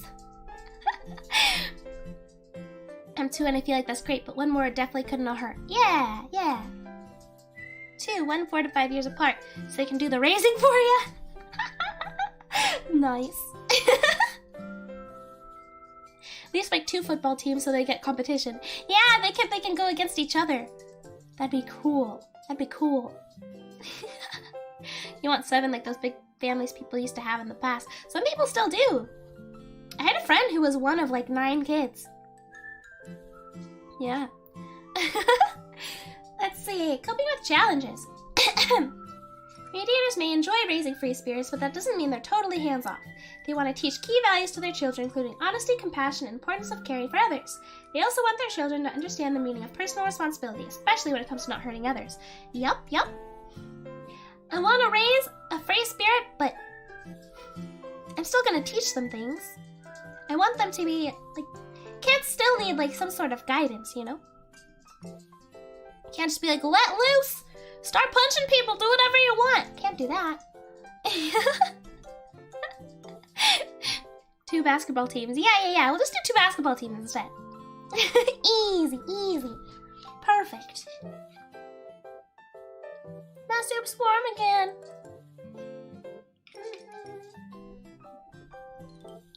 2 to 3 ideal, but it depends, yeah. 5 to 6 would be the limit. Don't know if I could make enough money for that. Yeah. I think I'd cap it like if the person I married really wanted like 5 kids, I'd be like, okay, alright, fine. I'd do it. That's like I'm capping it. Giving birth that many times sounds awful. Gonna rip right open. Bloobas are gonna hang down to my kneecaps if I have more than that. You want clones for real? Just get a clone machine, yeah. The science will get there. Make human clones. Make as many as you could, make them work the farm, use that money to fund more kids and repeat. Yeah.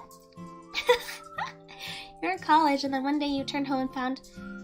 What? She was pregnant. You got a little sibling? Wow. Giving it once sounds awful. Giving what? Leaning towards child free. Not everyone wants kids even. It's understandable. It's a big commitment. It's not like, getting a dog's a big commitment even. It's bigger than that. It's not like a little hamster lives 1 year. They're gonna be there the rest of your life. Yeah. Not sure if that's something I'd even want. Anywhere between 2 and 4 is more comfortable. Yeah, definitely. Giving birth 1 time sounds awful. Yeah. Hurts. It's crazy. I'm scared. I'm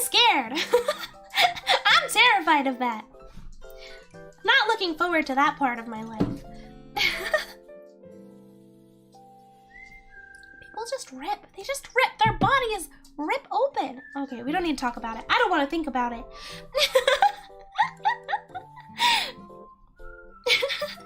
Guess what happens on the 6th?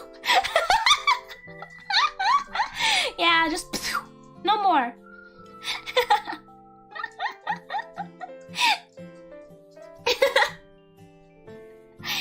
Rip what open now? No, like, do you guys not know that? Women actually rip open during childbirth. They will just rip open. They gotta sew you back together. It's terrifying. And it happens, like, very often. I'm so scared of that happening to me. I knew someone who happened to, and she was like, you don't even notice. Like, your body's in so much pain that you don't even notice that it happens. I'm like, you just don't notice that your body rips open because something else hurts more than that? Absolutely not. I don't want any part of it. I just hope it doesn't happen to me, because I do want kids, so. Yeah, they just have to sew them together and say, good luck. They can start growing facial hair when they have a son because the testosterone. What? Really? Whoa, I didn't know that. If we do it all at once, we can machine gun them out and get it over with. Oh, man. Hearing my sister's stories about having kids, I'd be scared too. Yeah. No, not the surgery. No, I'm not talking about a C-section. I'm talking like literally, you'll rip open from like your hoo-ha to the back door. Just rips open because the baby's big and your body is not that big. Normal birth. This is not a planned surgery. This is actually just ripping. That's what I'm talking about. I want little partners, yeah. Sounds awful. C-sections exist, thankfully. Yeah, and they've gotten a lot better. My mom had one before. Because my brother was like, hey, I'm gonna hide my heartbeat. He was fine. Just being dramatic in there. And she said it was awful, but they're apparently a lot better nowadays. They like don't have to cut you open very big anymore. Beardsley new outfit, yeah. You plan on eating tomorrow, I'm sorry. Don't think it's common. No, it happens more than you think. It happens more than you think. I was talking to my cousin about it because it happened to her. And I was like, man, I'm really hoping that happens to me. And she was like, oh, it will. Oh, it will. But don't worry, you don't feel it. Because everything else hurts so much more. And I'm like, that makes me feel better. Thank you. Hopefully chat baby doesn't have your dome then. Oh my gosh. Imagine! Oh, I hope it doesn't have a big dome. Oh no. Natural births are healthier for the baby, though. Should be done if it's no danger to you have a baby. I mean, a lot of people say they're gonna do a natural birth, and then they feel birth, and then they're like, please give me drugs. I feel like I'll just have to wait and see. I mean, props to people who can do it, but that is just an immense amount of pain. I can only imagine that it would be, like, really, really awful. Just given, like... We don't get into it, but I just imagine it would be really awful. Chain shell was invented to help people get married. Have any live babies to spare in the back of the cafe? Oh, always, yeah. Secret ingredient. Yeah, she said it will. So that wasn't ominous at all. No, I wasn't talking about a C-section. I'm talking about quite literally just ripping. Yeah. Chad is daddy, yeah. Yeah, due in September. Had kidney stones. Yeah, okay, someone told me, a lady I know had kidney stones, and she said she literally would have rather been giving birth. I heard kidney stones are really, really, really painful. I hope I don't ever get those either, jeez. Sometimes the mom's too small so dogs have... Yeah, sometimes they have to do that too. Sometimes they have to do it on purpose. Sometimes it just happens on accident. I think the baby will have my honker. I'm coming through the right... one gives babies. Oh, that's what you mean. Yeah. It provides germs and stuff. I thought you meant like drug-free. Yeah. That's true. That is true.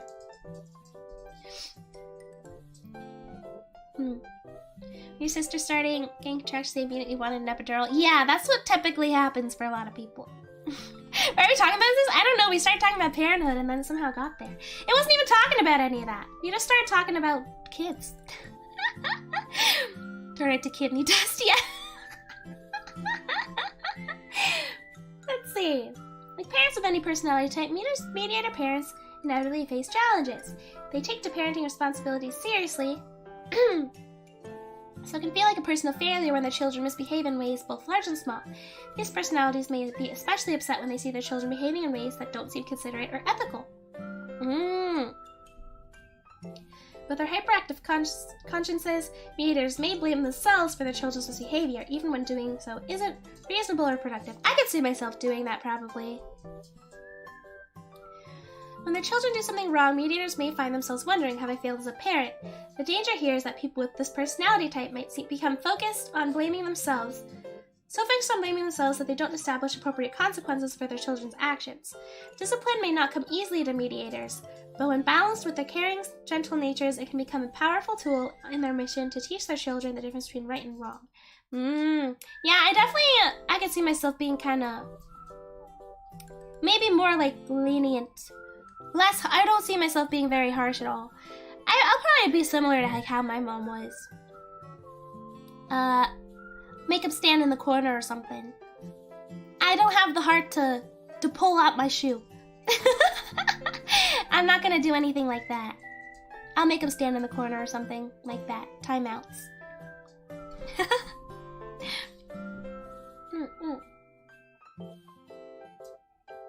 Childbirth hurts, but not as much as stubbing your toe. Oh yeah.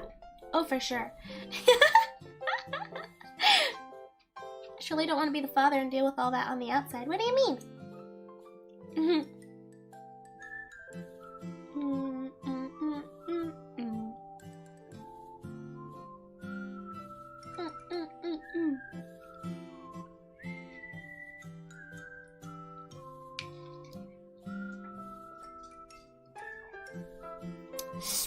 When child comes, I'm dipping like the sauce was good.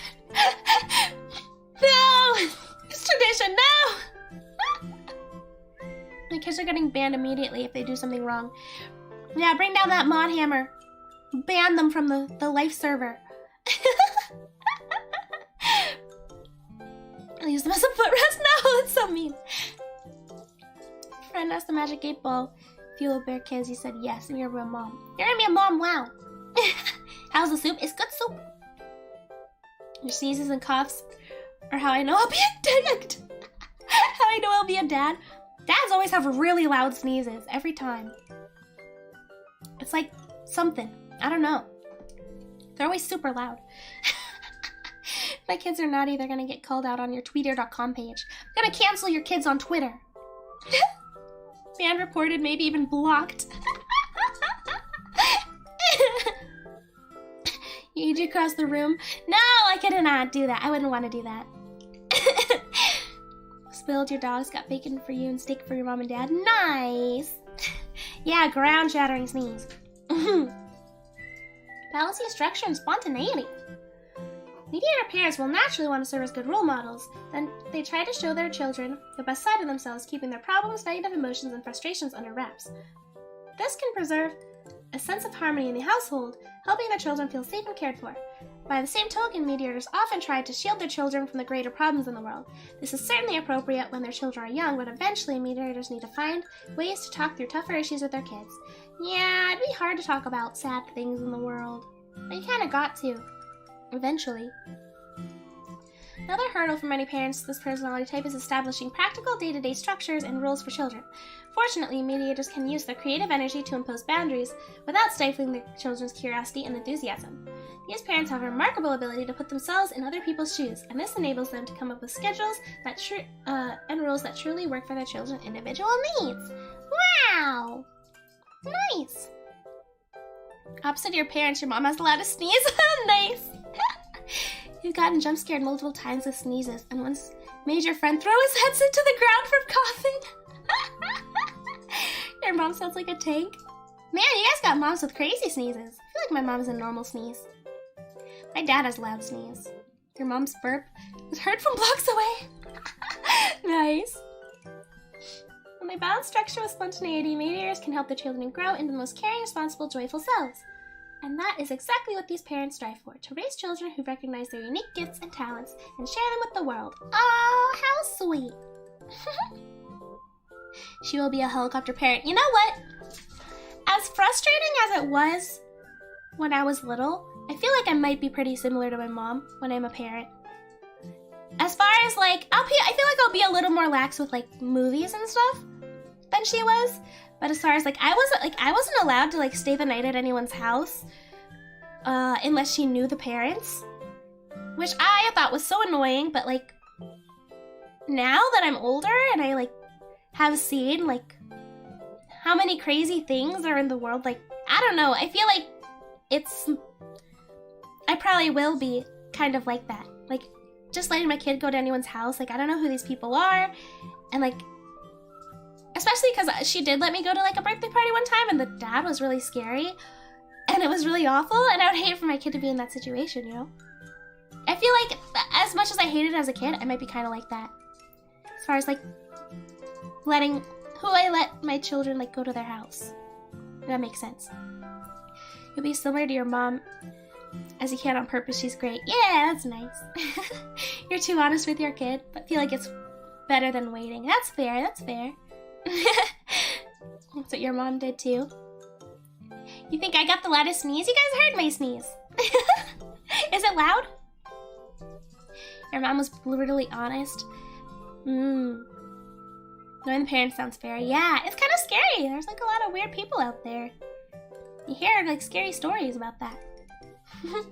Didn't tell you to do anything when you were younger, so you became a gamer.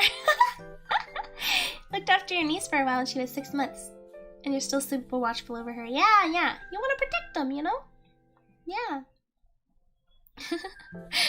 Hindsight will make you protective. Yeah, definitely. Yeah, my kid will probably be mad at me for it, just like I was mad at my mom for it. I thought it was so annoying and that she was overreacting. And then I got older and I realized not everybody's a safe person. So, as you grow up, you understand your parents' standpoint from the things you thought were BS. Exactly. I still do think she was a bit overprotective with like movies and stuff, so I'll probably be a bit more lax about that. But as far as like safety things, I think she did a lot right. Understandable, but some things you said sound a bit too strict. Some of the things I've said, like what? It's loud, makes you trembling. My sneeze is too loud. They'll go to their friends as an innocent little thing and then come back as a mini Richard. No! Oh my gosh, if my child ever acts like Richard? No, I'm not gonna hit him, but I'll be very mad. I'll give him a nice verbal talk. Nice little verbal talk about, please don't be like that. That's awful.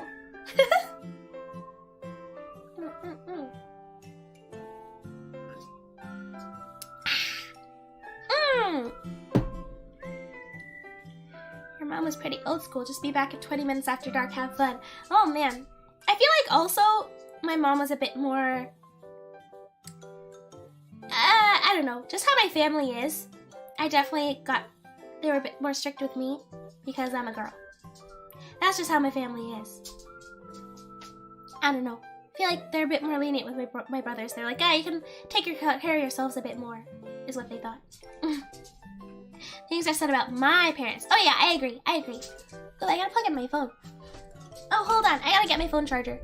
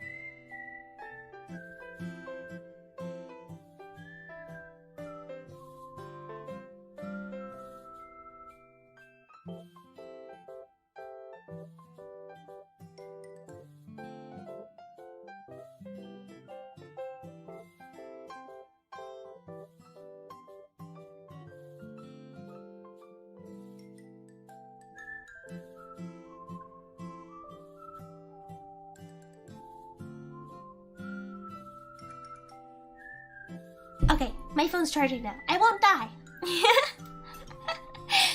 Yeah. According to the stories of Mama Icho, she seems like a pretty open woman. Yeah, I mean, she's cool. She's a good mom, definitely. I just think some things I would be a little less strict on. But for the most part, I'd be pretty similar. Verbal talk's like yelling. Nah, I won't yell. I'm not a yeller. I never yell at people, even if I am angry, which doesn't happen often. Yeah. One to protect she, I get that. On weekends, your parents would kick you out and lock your door and make you go with the other kids staying playing games. Oh yeah, we got locked outside sometimes, but we just played in our front yard, in our backyard. But they didn't make us go outside. That's yay! Your mom was strict and overbearing, so she told you and your sister she was the one overcompensating. Oh. Depends where you live. People living in a small town where literally everyone knows everyone by name is going to be much more lenient. That's true. That is a big difference too. I feel like everyone knows everyone's probably like maybe a bit safer, and like everyone kind of looks out for each other. That's true. It's very true. Guys are luckier in that regard. Still had to sneak in a few escapades, especially late at night ones. Yeah, I feel like it's definitely a trade-off. Like, there were pros and cons to being the only girl and being the youngest. The cons? I had a lot more rules. I still do. I mean, I don't have many rules, but I'm definitely like, my brothers can do like quite literally anything they want. But on the other end of things, I got away with everything. I got away with everything. And some things she would just make my brothers do for me, like check the oil in my car, which I know how to do, but I never do it because she'll just always tell my brothers to do it for me. There are pros and cons. Quite a few pros. I wouldn't change it.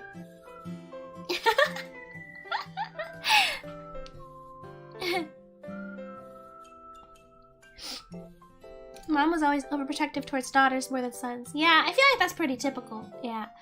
People are usually a bit more strict with the daughters. I always carries a knife. No, but I always carry pepper spray. I used to have a taser, but I broke it. I have pepper spray, though. Not a yell. Yeah, I don't yell at people. Where you live changes things. You were allowed out less when you moved to the inner city. Yeah, that's fair. That's fair. Get mad and yell when people keep poking. Try to get out of that. Ah, I see, I see. Yeah, I don't yell. I don't yell. I'm not a screamer. I just cry. I don't yell. I just start crying.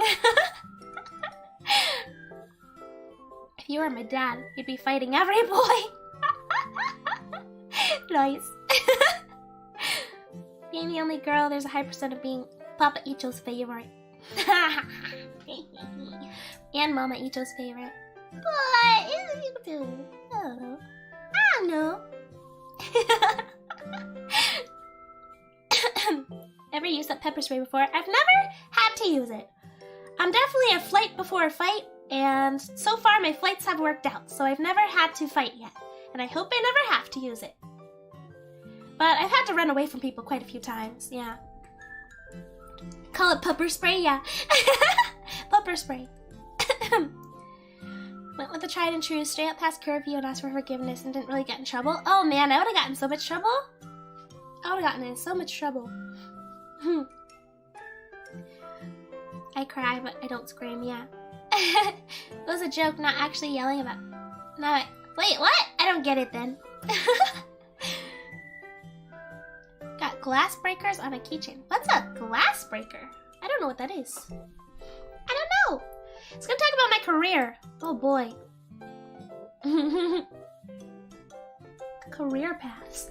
It's gonna say INFPTs should not stream, and I'll be like, oh dang it.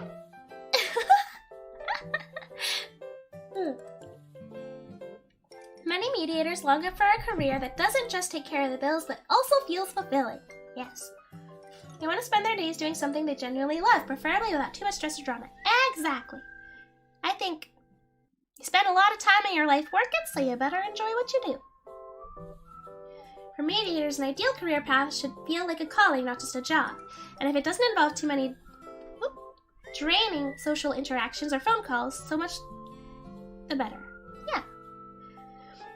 Ever the idealist mediators might struggle to find a profession that meets their practical needs and fulfills their dreams. These personalities may drift in frustration, waiting for the perfect job to present itself and eventually feeling stuck or worried that they're not living up to the potential. Oh no! Oh no! Joke flew over my head. Dang it! Alas, there's no such thing as a perfect job, and the question of whether to settle for a less than ideal position can weigh heavily on people with this personality type. Fortunately, mediators' creativity, independence, and sincere desire to connect with and help others can help them shine and find fulfillment in nearly any line of work. Wow, so it'll work out then, is what they're saying. You're just being weird. Oh, okay. I'm more of a crying person, so I don't remember the delivery service jump scare, yeah. Oh man. About yelling while making the kids, not the kids. Oh!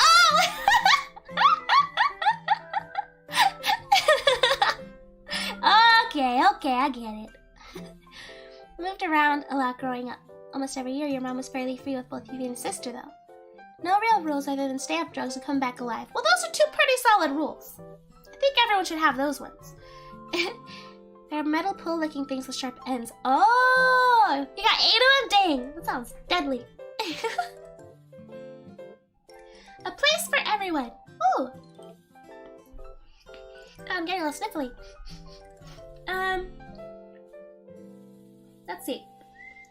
Certain careers and vocations seem to hold a special allure for these personalities. With their curiosity and their love for self-expression, many mediators dream of becoming writers. They might write novels, seek out interesting freelance niches, or find themselves doing communications in a corporate field for a nonprofit organization. Richly imaginative mediators can infuse even the driest of fundraising or marketing with materials with a new life. Oh. I tried to write a book one time. I got a few pages in. That's all that happened. I wish I could write a book. I don't think I have the attention span for it. Sensitive to artistic beauty, some mediators simply come to life in the worlds of writing, music, drama, or dance. Ooh, I love artsy things. I love artsy things. I do have mace. Yeah. Oh, Kim. Little sniffly for a little gal. Little sniffly for a little gal. This little gal's a little sniffly in her little schnoz. She is. You did that Hallmark movie like it was nothing. You should do more. I probably will do more. I probably will. It did take a long time, but it was a lot of fun. I just need to I feel like it'll take less time to make them as I get better at editing and stuff. Not that that was a very high quality production. Take a picture of those 2 pages and turn it into 2,000 words. Wow!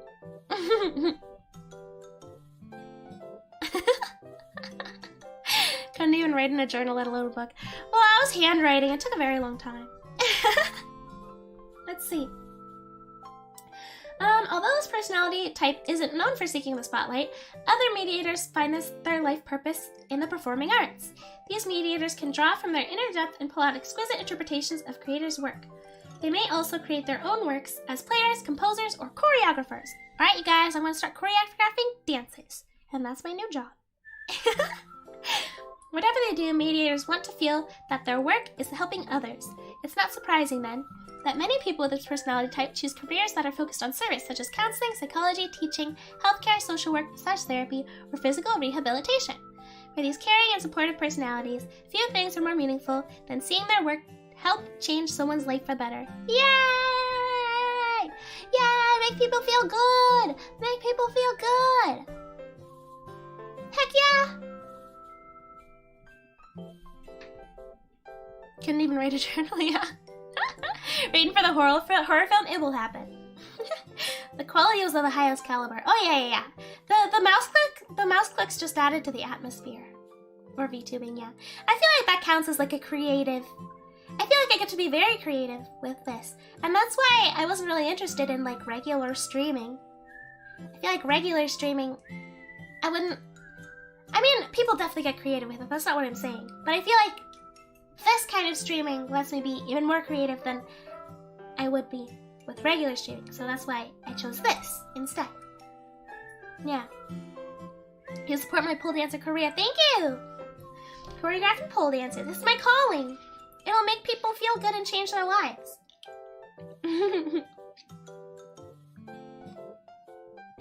Mailbox dances.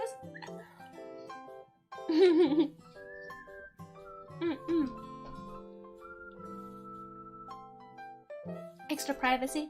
That's true. That's true too. Mouse clicks add to the dreamlike quality of a movie, making it transcendental art. Oh yeah. Oh yeah. Hi Dragon, welcome. Finding their way. Mediators are adaptable, but they might find it demotivating to work in high-stress, bureaucratic, and hectic environments. They can also become frustrated by workplaces that are highly critical or competitive. Workplaces that reward independence tend to be a good fit for mediators, although they may appreciate some structure and oversight to help avoid procrastinating and getting lost in thought. That's true. I like my freedom, but I need a little bit of structure.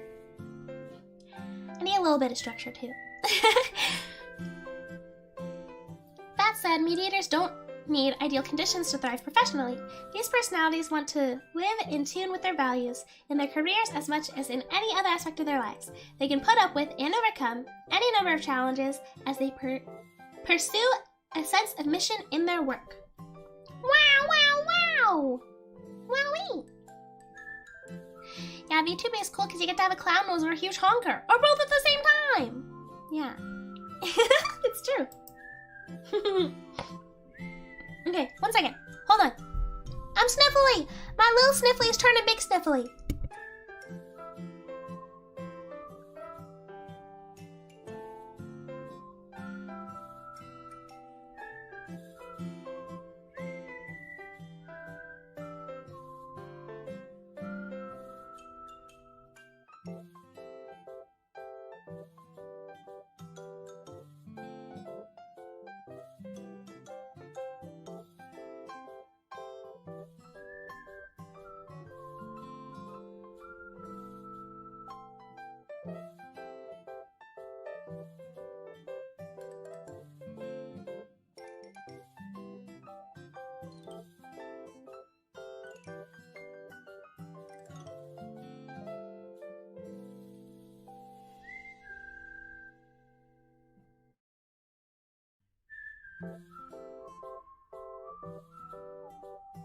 Okay, I'm back. I'm back and I'm a little less sniffly. I feel like this is just a weird shape. This is bothering me.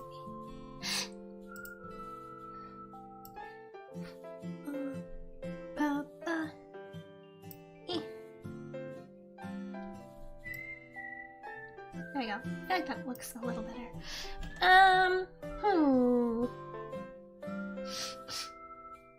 Short wave of cloud nose looking down on us. Workplace habits. Let's see. Mediators want to feel a sense of purpose in their work. Wherever they find themselves on the job ladder, they try to cultivate an emotional and moral connection to what they do, looking for reassurance that their day-to-day efforts are helping other people in some shape or form. They desire to be of service. This desire to be of service colors how mediator personalities respond to authority in the workplace as well as how they express it.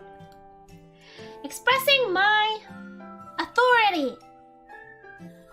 My authority.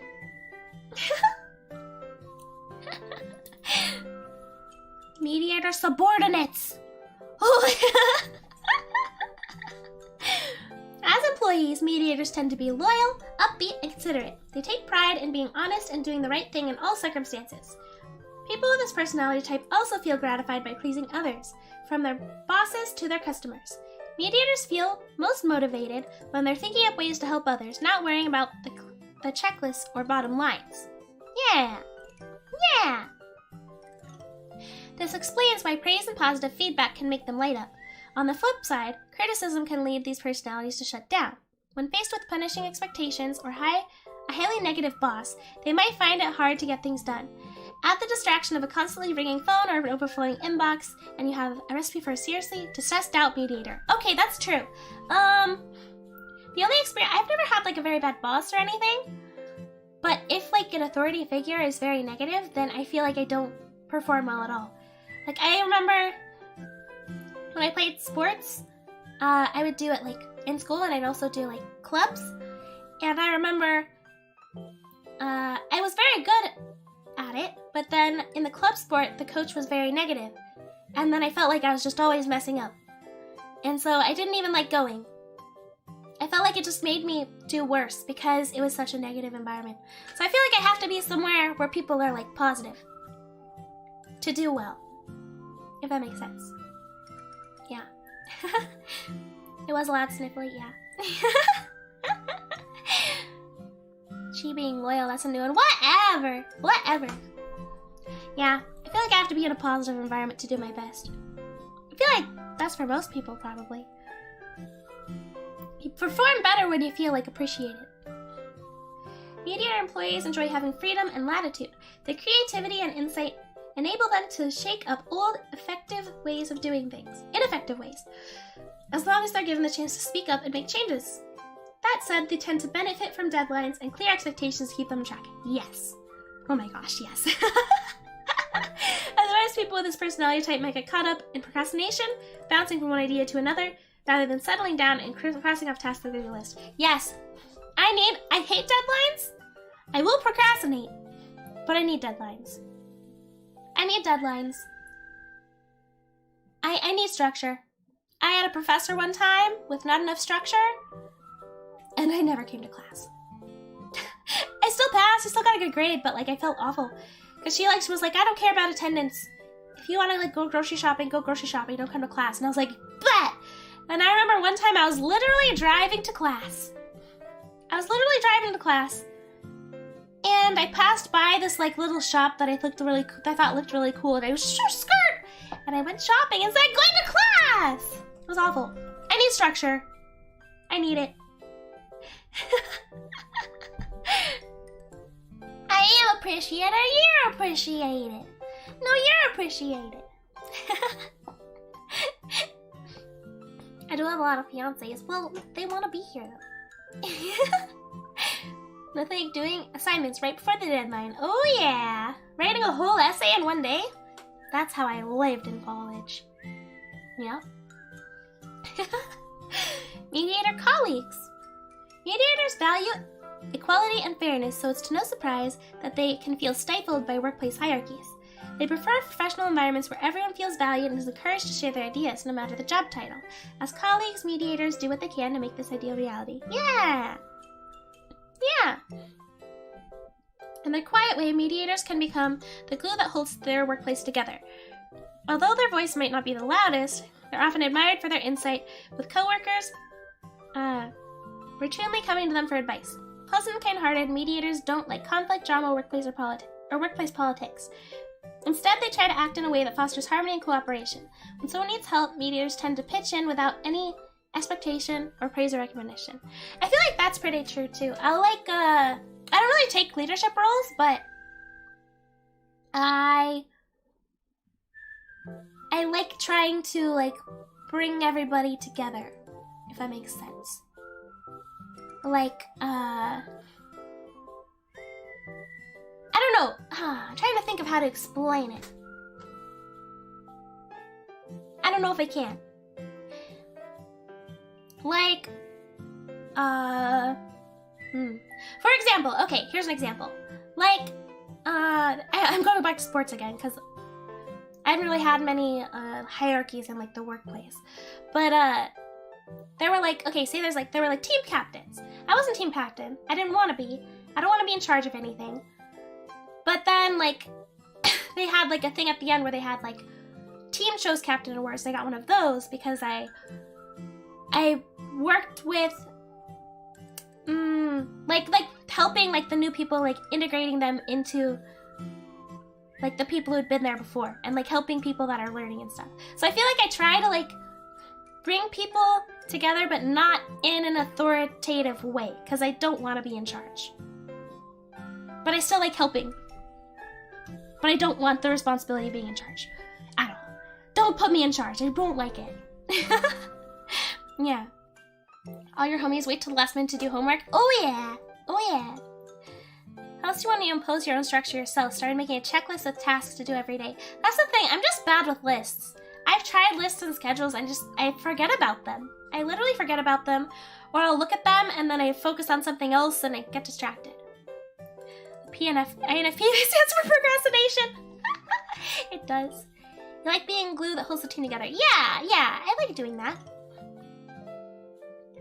Mentally tell yourself to do stuff in third person. It's time to draw today. And you're like, okay. Oh, I never tried that.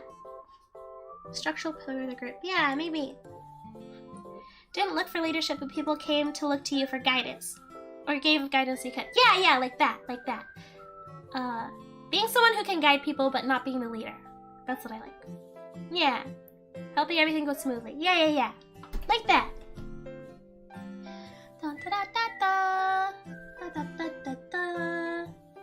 One of the mediator's greatest contributions as colleagues is their empathetic communication and style.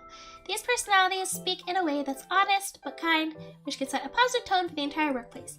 Yay! Managers! Now this will be interesting. Because this is an authority role, which I don't like.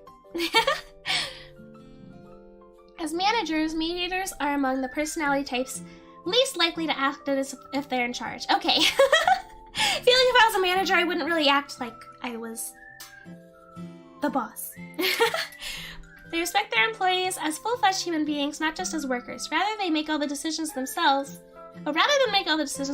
mediators often ask to hear their employees' thoughts and opinions. In general, people with this personality type don't micromanage. Instead, they keep their eyes on the big picture. They see it as their responsibility to support their employees, not to tell them exactly what to do and how to do it. Whenever possible, they encourage the people who work for them to develop their own ideas and use their own best judgment. There is a downside to this management style. Sometimes mediators may struggle to set boundaries, drill down on inefficiencies, or offer criticism, even when it's necessary.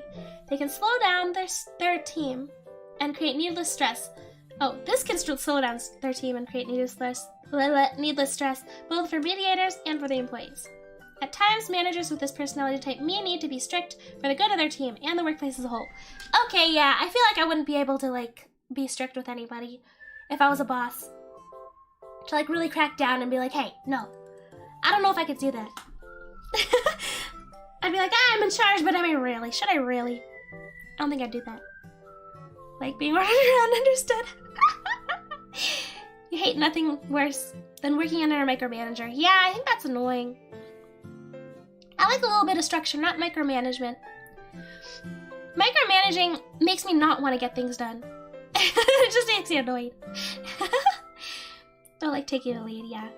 Maybe you're a mediator manager, maybe! Let's see. Conclusion. Few personality types are as poetic and kind-hearted as mediators. With their unique gifts, mediators can overcome all sorts of challenges and obstacles, and brighten the lives of those around them in the process.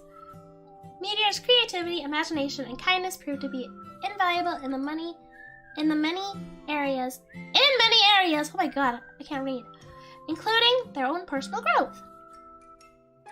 Yet mediators can be tripped up in the areas where idealism and altruism are more of a liability than an asset. When it comes to finding or keeping a partner, making friends, pursuing a meaningful career, or planning for the future, people with this personality type may need to consciously develop their weaker traits and gain new skills, even as they draw on their many strengths.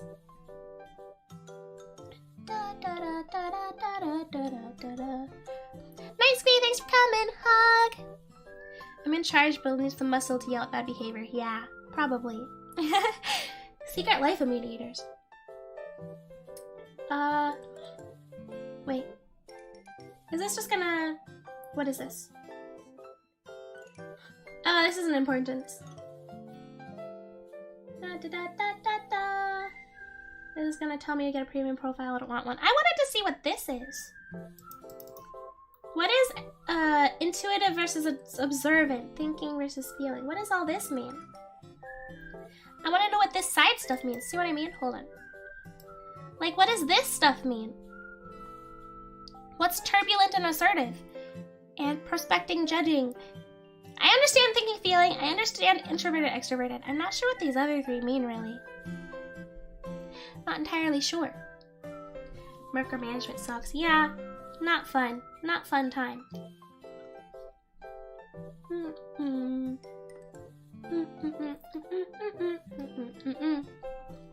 wonder if I can look it up. Let me see.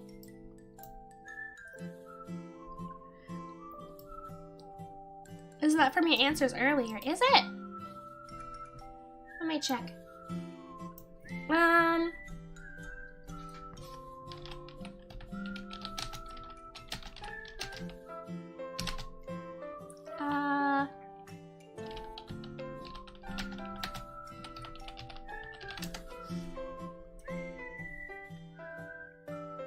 intuitive versus observant. People who are more likely to do with the information gathered from around them. Let's see. Intuitive personality types rely on imagining the past and future potential of what they see. An observant style are more interested in observable facts and straightforward outcomes. Oh, okay. So, I'm more intuitive, which means I rely on past and future potential instead of like what's right in front of me at the time. Okay, I get that part. That makes sense. Now what is judging versus prospecting?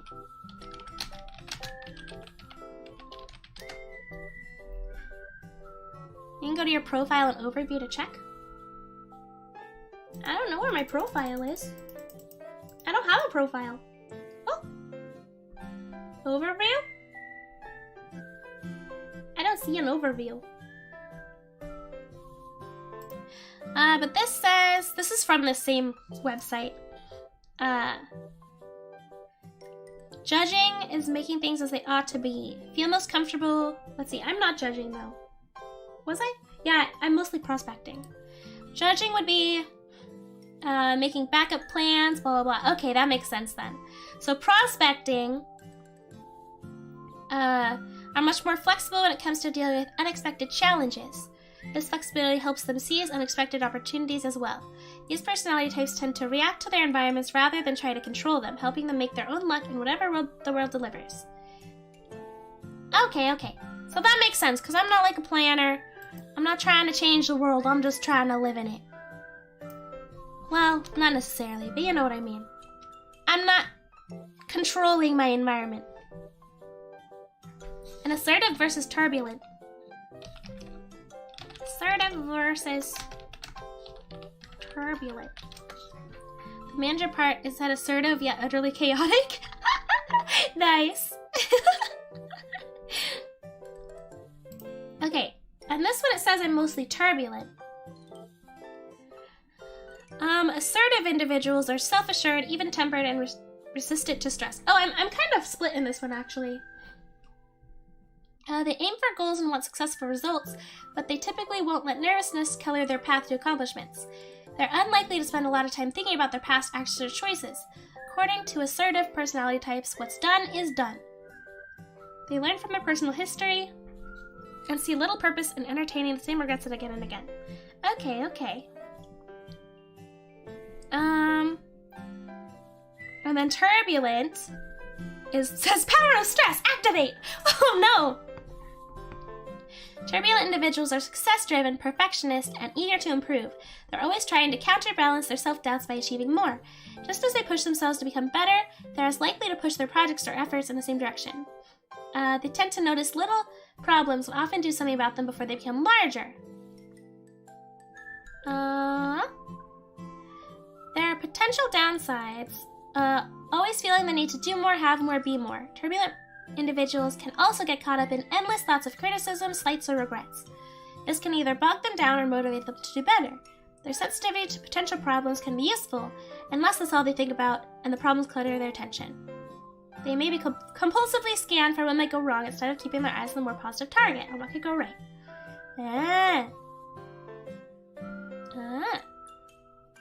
Okay. So, they do get stressed, but they can use it to motivate themselves, it looks like.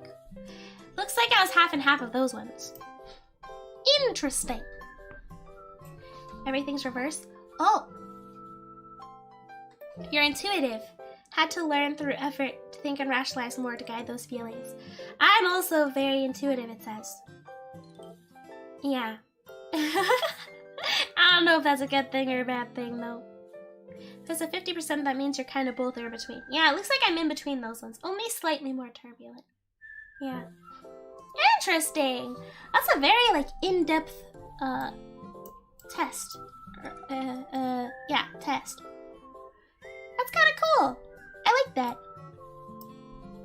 I feel like a lot of it was, pretty accurate. INFPT. But really, I'm actually in between INFP A and T.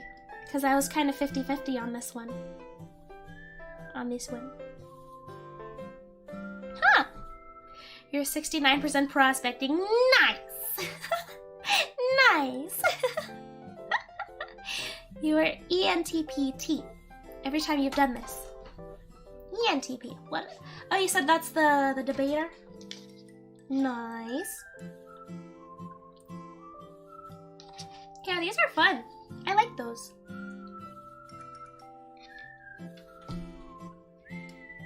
I just microwaved my soup and it's already cold again. I'm a slow soup eater today.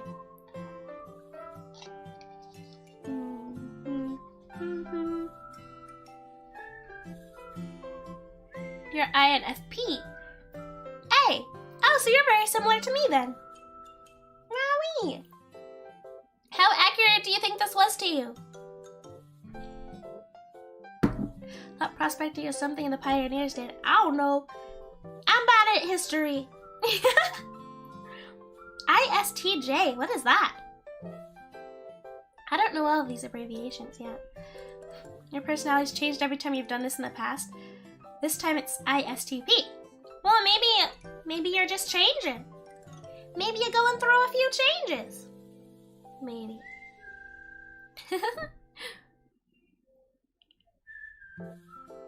You also got INFP. Ah, that's what I got too. Quite a few INFPs in here. It's too accurate at points. It really is. These things are... I remember this is the same thing I got. I took it a long time ago. And I remember I looked up like on YouTube like videos about this personality type and I was like, oh my gosh, I've never felt so understood in my life. This is crazy. Yeah. If you think it's cool, look up like videos, YouTube videos about your personality type. Yeah, they're pretty cool. They'll like say even more about it.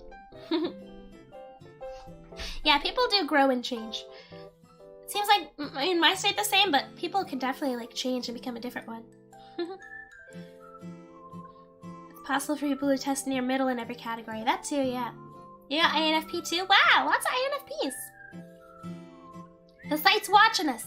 It's watching us. Our every move. It's pretty accurate for you, yeah. Or even just one category. If you're near 50%, different tests may result slightly different. That's true, that's true. Like for some things, like I could probably very easily switch between A and T. Because the only thing was like, it was like 8%, or wait, 12%. So I could probably switch between those pretty easy. Yeah. Failed the test the first time. You can't fail this test, what do you mean? You can't fail a personality test. I'm sorry, sir, you have no personality. ENFP and INFP are close? What is ENFP? What's that one? People do change, but she certainly won't be growing. It's true, I haven't grown since I was like 10 years old. I ain't gotten any taller. It's sad.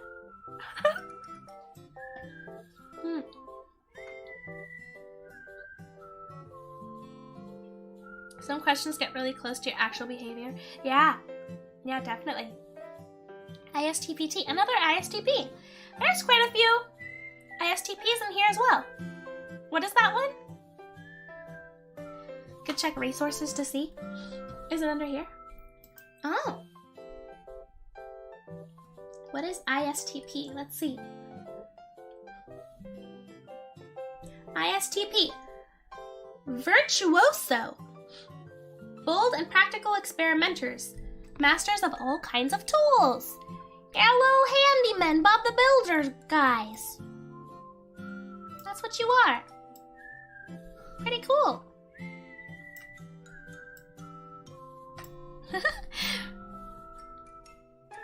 ENTP is described as knowledgeable, quick thinkers, original, charismatic, energetic, but also insensitive, intolerant, argumentative, unfocused, non-practical. Ah, I see. So, okay. So probably like pretty good talkers, but maybe, could be a bit more sensitive sometimes. Well, it sounds like. I grew, I just didn't grow. What? Got 69% identity. Nice.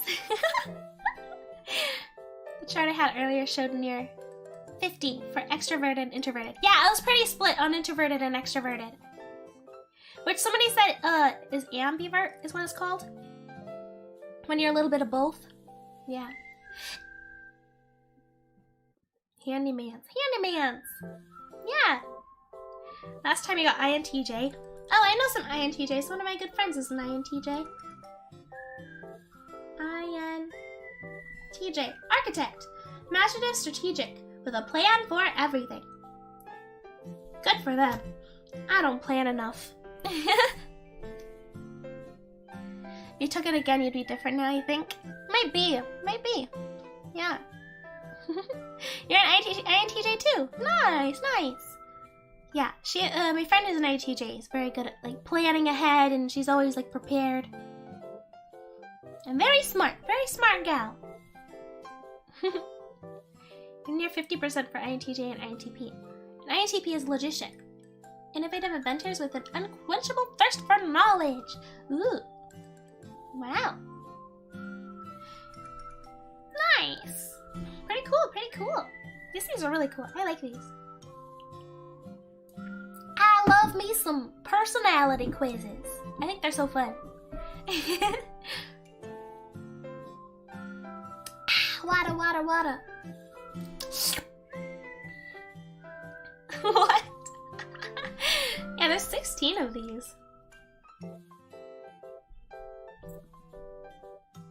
Oh, debater. That's why you said you were a nerd. Smart, curious thinkers cannot resist intellectual challenge. I like mine is covered in butterflies. I think it's so cute. Butterflies and flowers. Advocate, INFJ. Someone said INFJ, I think. Quiet and mystical, very inspiring, tireless idealists. Are you gonna do some other ones as well? I don't know specifically of any other ones. If you guys have some, we'll take them.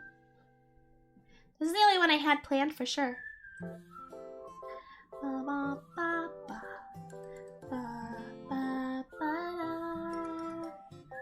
Cute!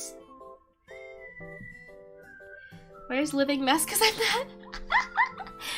It might have been INTP. Distinctly remember the ponytail scientist with the flask. Oh, you think so? Where'd he go? Where'd he go? Oh, this one. Ah, innovative inventor with an unquenchable thirst for knowledge. Yeah, it seems they're kind of similar, huh? I got an advocate. Ooh, what's the advocate? Oh, this one. INFJ. Mystical yet very inspiring and tireless idealist. Cool. You got advocate, but they're a campaigner. Oh, so same is still a diplomat. Enthusiastic, creative, and sociable fierce spirit who can always find a reason to smile. Nice. I could do the love language one. Oh yeah, I could do that one. That one's fun. It's pretty short. Let's look it up. Da, da, da, da.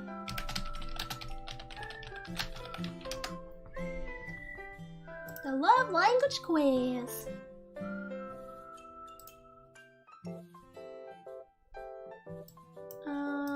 I'll send this in chat as well if you guys want to take it.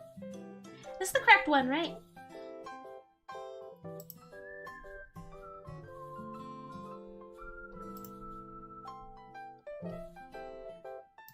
Okay, this is the correct one.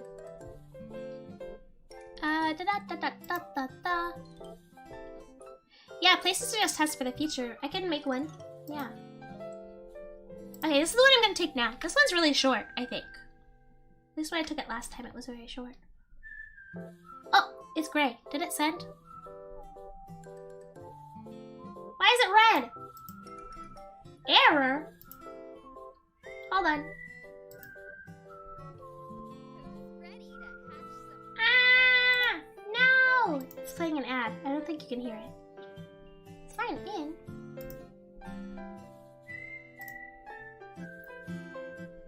Jeez Louise. Hold on.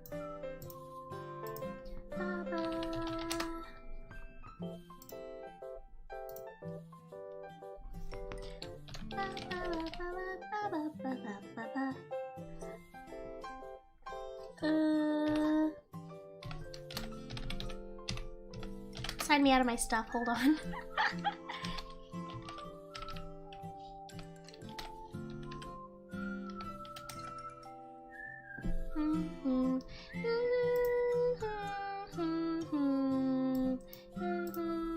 Here we go. This is the one I'm about to do. I'll pin it now. There we go.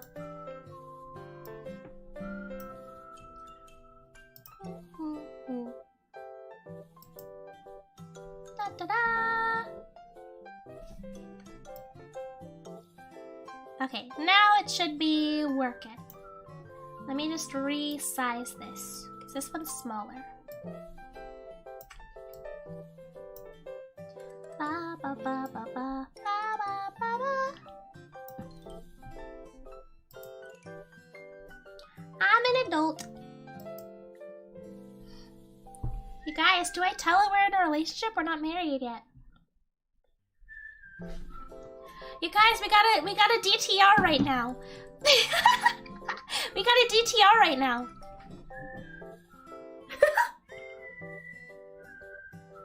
It's too close for home for INTJ.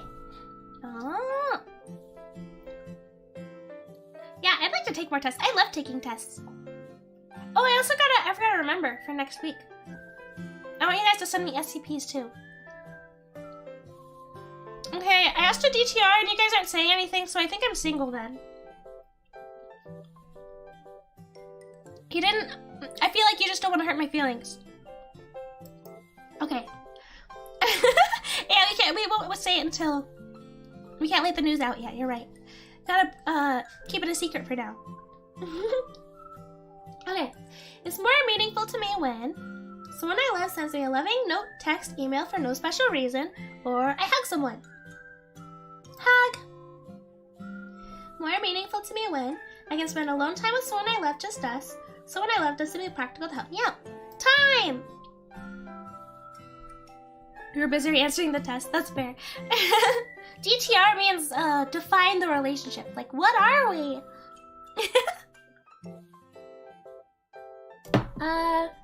It's more meaningful to me when someone I love gives me a little gift as a token of love or concern for each other. I get to spend intimate leisure time. Leisure time! Leisure time! It is simple. It is simple. I'm not leading you guys on. No way. More meaningful when someone I love does something unexpected for me to help me with a project, or I share an innocent touch with someone I love. Innocent touch. Someone I love puts their arm around me. Someone I love surprises me with a gift. Alright. Around someone I love even if we're not really doing anything, or comfortable holding hands by putting my arm around someone I love. Oh, that's tough. That's tricky. I like both. That's tricky. I like both. I'm stuck. I failed the quiz. I'm stuck.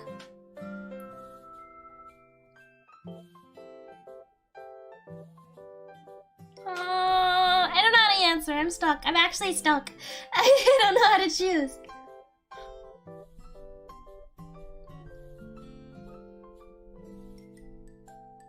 Close my eyes. Flip a coin. Say right for the interaction. I like holding hands on YouTube. I'm touchy. I'm fairly touchy. But I also love just hanging out with people, even if we're just like not even like doing anything. Even if we're just like in the same room doing different things. Right one's too much. Okay, I'll go with this one. But it's really tricky. More meaningful when I receive a gift or I hear that they love me. I'd want to hear that they love me. More meaningful when I sit close to someone or I'm complimented for no reason. Sitting close. More meaningful when I get the chance to just hang out or I unexpectedly get gifts. Hang out.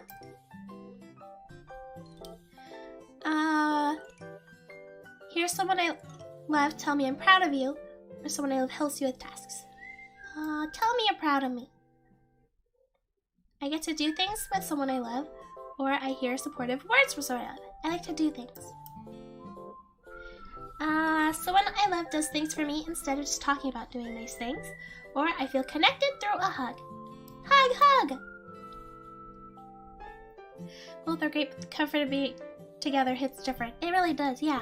I love when you can hang out with somebody, like when you're really close with your friend and you don't even have to like talk. You can just like sit there. Let's see. Hear praise from someone I love, or someone I love gives me something that shows they were thinking about me. Hear praise. Able to just be around them or get a back rub. I feel like a back rub isn't as important as like hugs and stuff. So definitely just being around someone. Someone I love reacts positively to something I've accomplished, or someone I love does something for me that they know I don't particularly enjoy. Oh, they're both nice.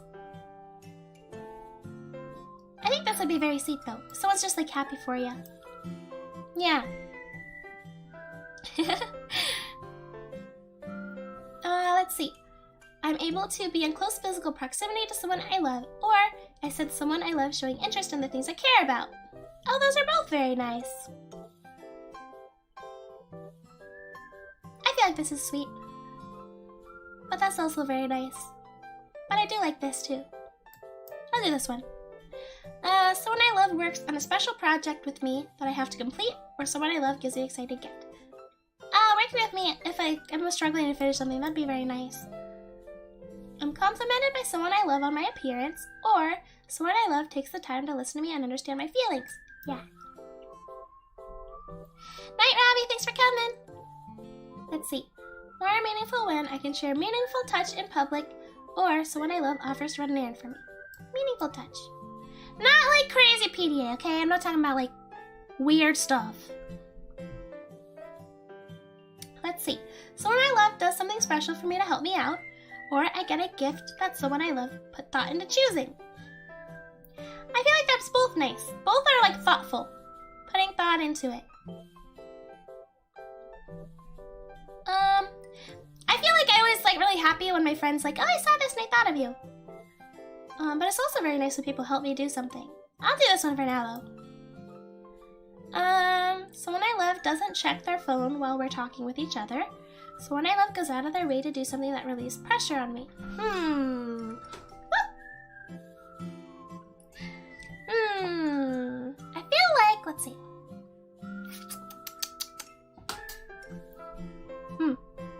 I feel like this one, it kind of depends. Like, I don't mind if someone like checks their phone a little.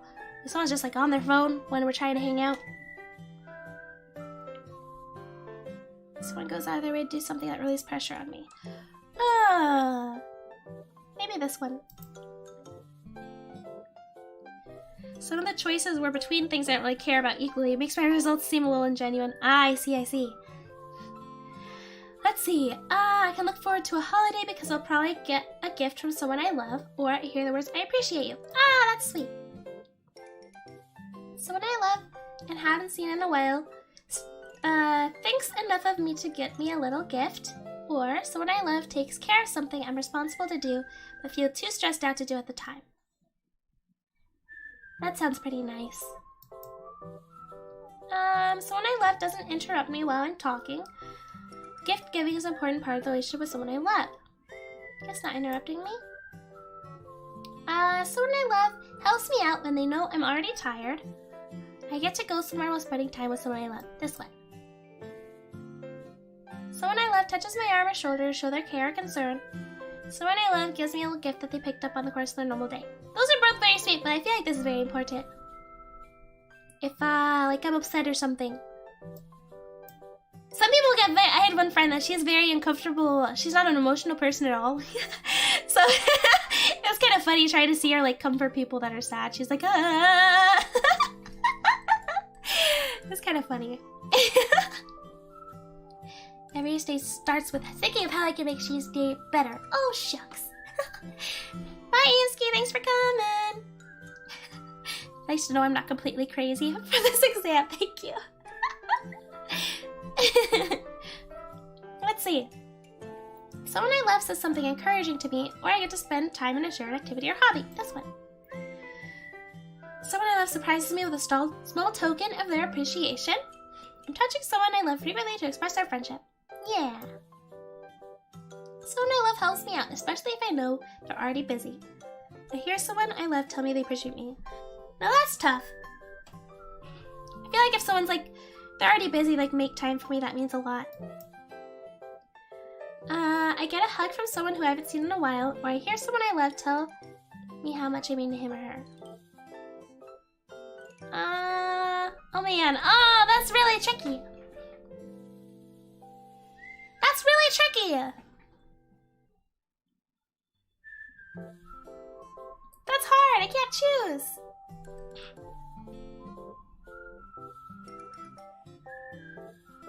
Someone telling me how much you mean to them, that would mean a lot. But also getting a hug from someone you haven't seen in a while is really nice.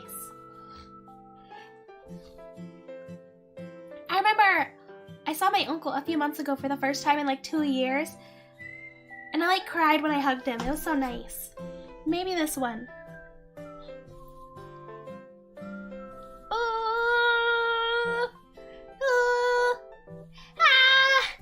Eeny, meeny, miny, mo. Catch a love language by the toe. I can't do it. I'm gonna do this one. Okay, I'm around someone I love even if we're not really doing anything. I get a background. Around them if we're not doing anything. Okay, here we go. Quality time and physical touch are both really close. Ta-da!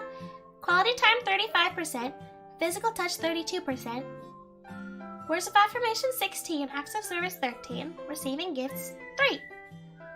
Wow! You got physical touch 35, quality time 32. Oh, so ours are flip-flopped. The first two. And you're laughing at the gifts 3%. Did you really? I got gifts 3% as well. Depends how long. You think the right one? Yeah, that was tough. That one was pretty tough. Yeah, quality time 37, physical touch 27, words of affirmation 20, acts of service 17, and 0 for gifts. Nice. You prefer quality time most. Nice being around someone you care about. I agree, yeah. That's very important. I agree. That's an important thing. Same except swap quality time, physical touch. Yeah, but those percentages are so close. I feel like that was probably from the few questions that I was stuck on. You got physical touch 33, quality time 33, gifts at 3. Wow! A lot of us got very similar ones. You also got gifts 3%. I think maybe that happens if you answered maybe one question that leans towards gifts. You got words of affirmation at the top. Everything else could change around and wouldn't make a difference. Wow! Okay, so words are very important to you. Oh! That's how my mom is, actually. Maybe that's why you get along so well with my mom. My mom's a big words of affirmation person. I think they're very nice, but the other two are more important to me. But I think they're also very important. Like, it's nice to hear sometimes. You kind of need to hear it sometimes. Yeah. 3% gifts, gang. Wow! Acts of service and words of affirmation are swapped with the same percentages. Yeah. Oh, okay. Wow. Huh. Very close. The best place to list SCPs is a note in Google to keep. If you make the note and share the link with us, we can edit it. Oh, maybe. I'll have to look into how to do that. Because I've never done one like that before. Words of affirmation was 30 for major one for you, seems right. Oh, wow. Yeah, that's a big one. At that! Hey, Shias, chat told you today how much we love you and appreciate you. Oh, stop it. That's really tickling 16% of my heart right now that you said that. Wait, does this even add up to 100? No, it doesn't. 30, 60, 70, 80, not...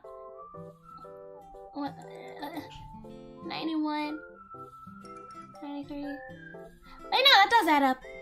The numbers just didn't look like they would add up to 100, but okay. The physicality is more important to me than the words of affirmation as well, but some of the verses questions on the stuff seemed really hard. Or really odd.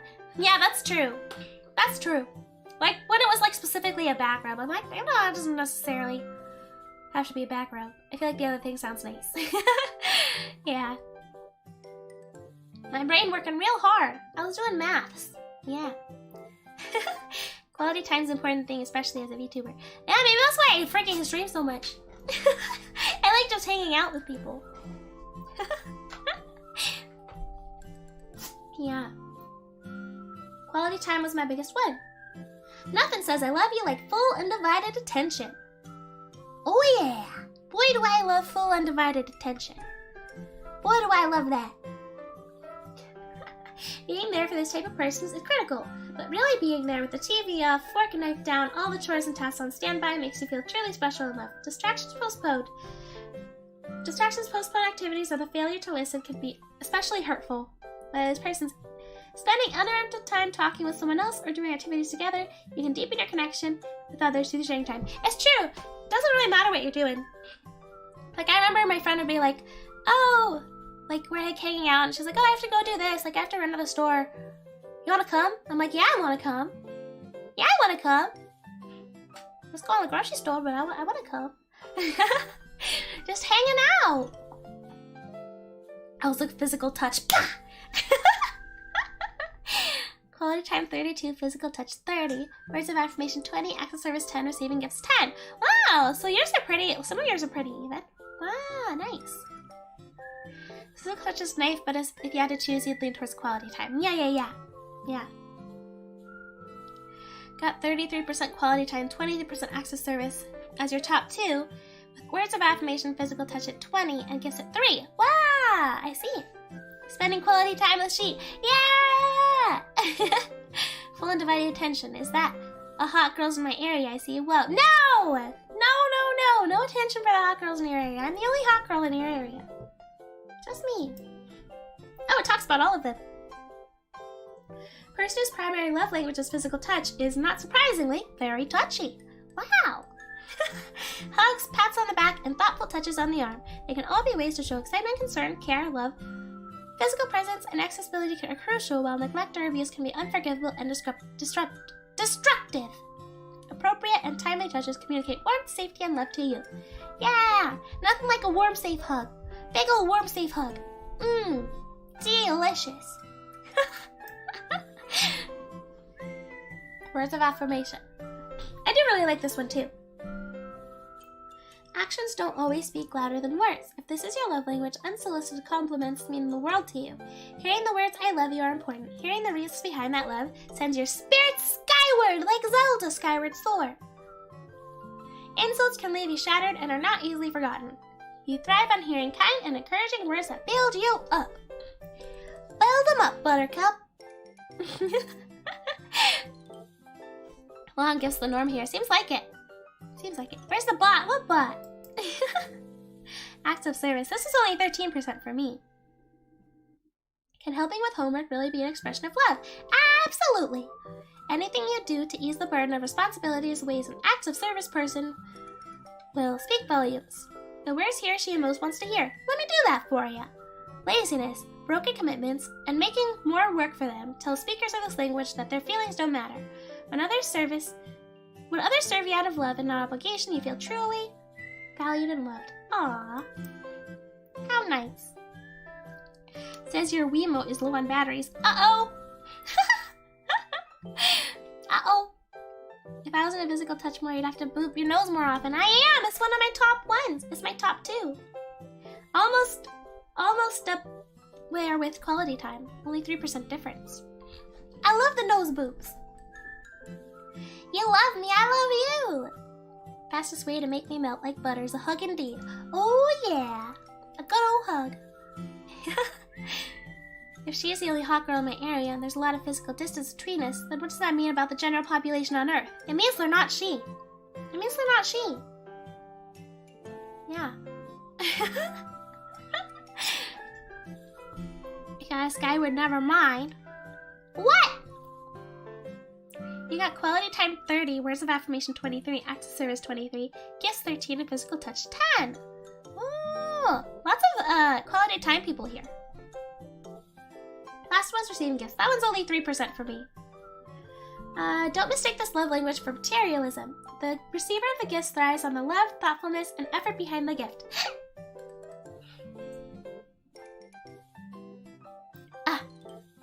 If you speak this language, the perfect gift or gesture shows that you're known, you're cared for, and you are prized by whatever it was being sacrificed to bring the gift to you. A missed birthday or a hasty, thoughtless gift would be disastrous.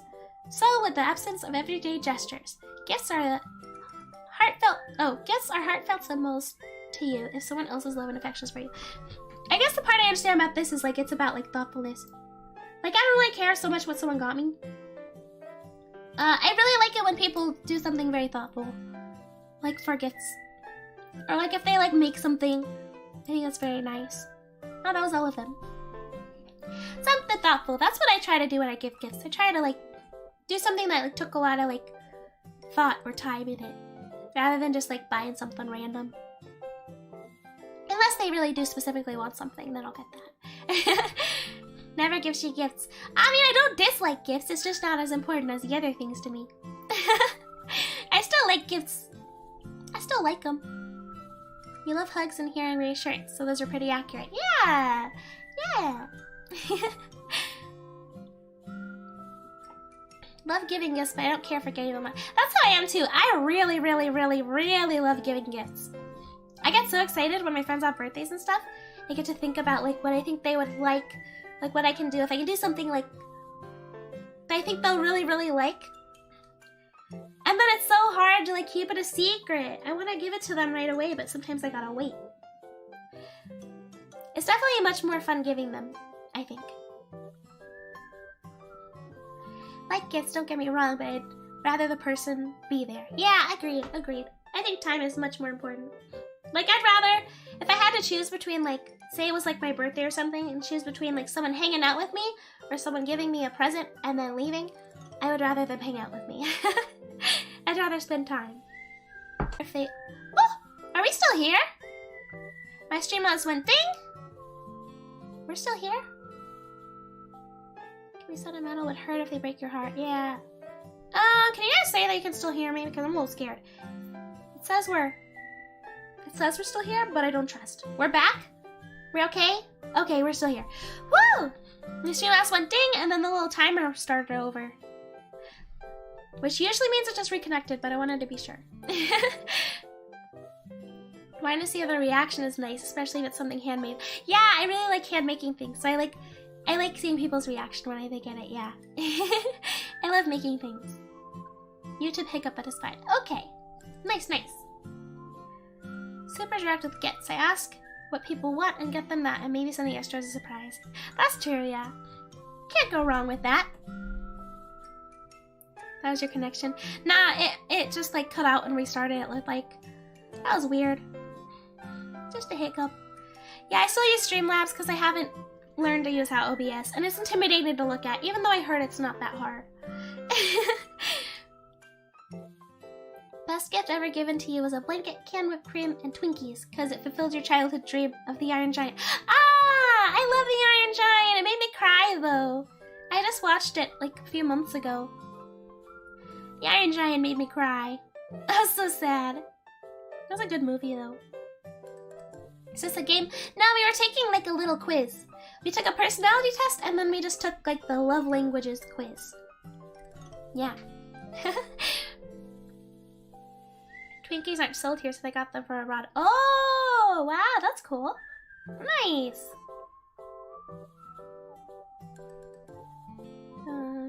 Oh, we have a bot. Okay, one sec. Actually, I have it right here. One second.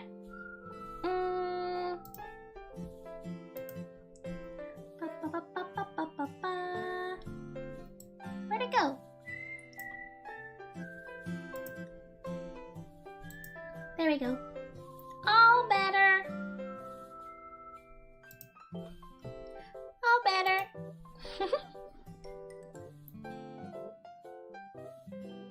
You did it and got INFPT, mediator. That's what I got too. That's what I got, Andy, same thing.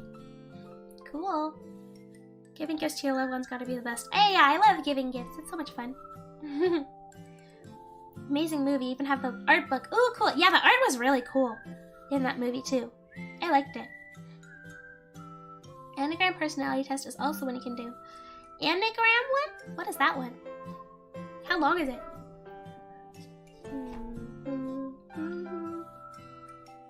I'm already almost out of water. I just got this bad boy. I'm already almost out. I'm thirsty today. Maybe it's because I slept for so long.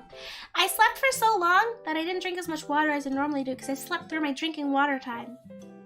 I usually sip on water all day. So if I sleep through most of the day, then I'm not drinking water enough.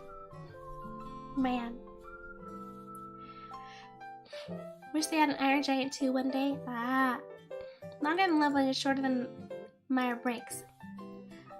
Oh, maybe I'll have to take a look at it. Bog ASMR. Yeah.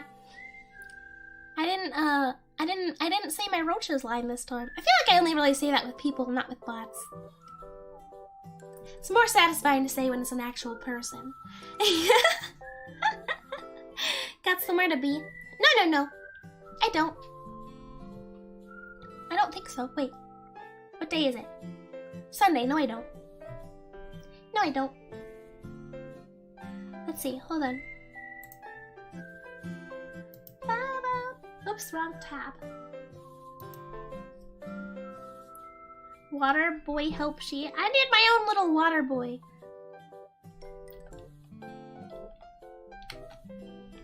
I need my own water boy to bring me water during streams. I almost knocked my water over.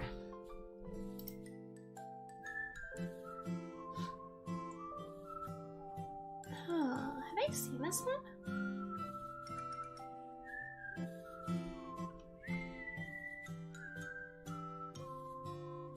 Okay. Oh, I could take this one. Okay, we'll do this one in a second. I'm going to get more water and stuff, and then we'll be back. Okay, this is the one I'm gonna take next. It doesn't look that long, actually. It looks pretty easy.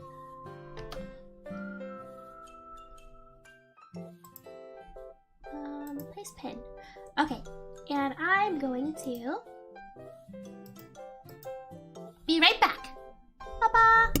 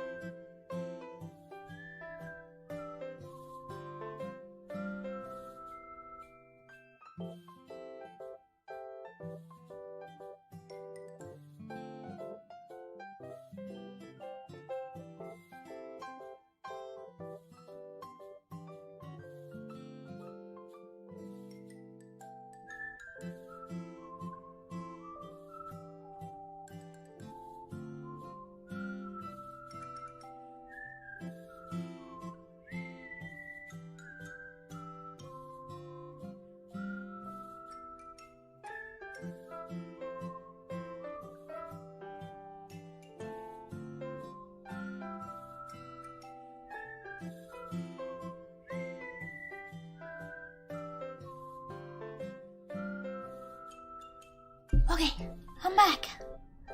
I'm back. Hi. Okay, hi. Words of affirmation's hard for you. Yeah, some people struggle with that. I don't necessarily struggle with it. I think I could do it more though. Have a dry throat? Drink some water. Actual person. What do you mean an actual person? Watson's Got Test horror game. Oh yeah, I remember you talking about that. Still a bot if it's an actual person. Well, I just mean like one that's like clearly an automatic bot, as opposed to like an actual person that's like posting something mean in chat. I feel like it's more satisfying to bonk someone who's just coming in here being mean, as opposed to an automatic bot that types random letters. That's not gonna even realize they're bonked. That's what I mean. Night Dragon, thanks for coming. Okay, drink some of my water.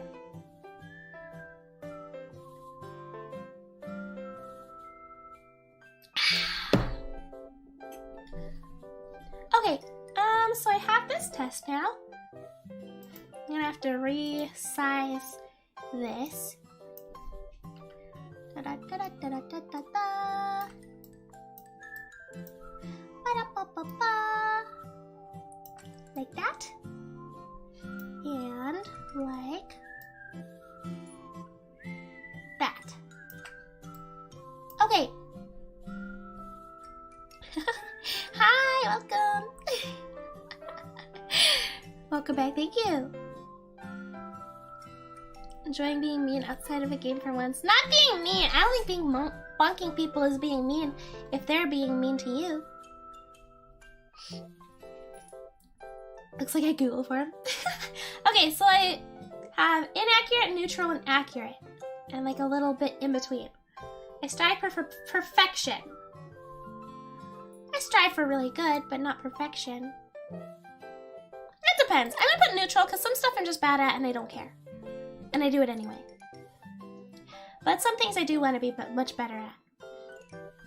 I work hard to be helpful to others. Yes. I think I need to move over a little bit. Let me move over. Ba, ba, ba, ba. And then maybe I'll make this a little bit more like that. Now you can see a little better. Okay.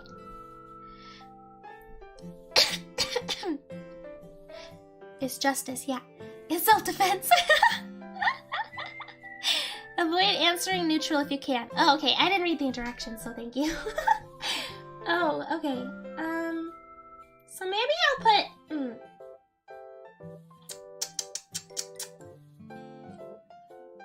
I don't think I do strive for perfection. I don't think that's necessarily possible. So maybe...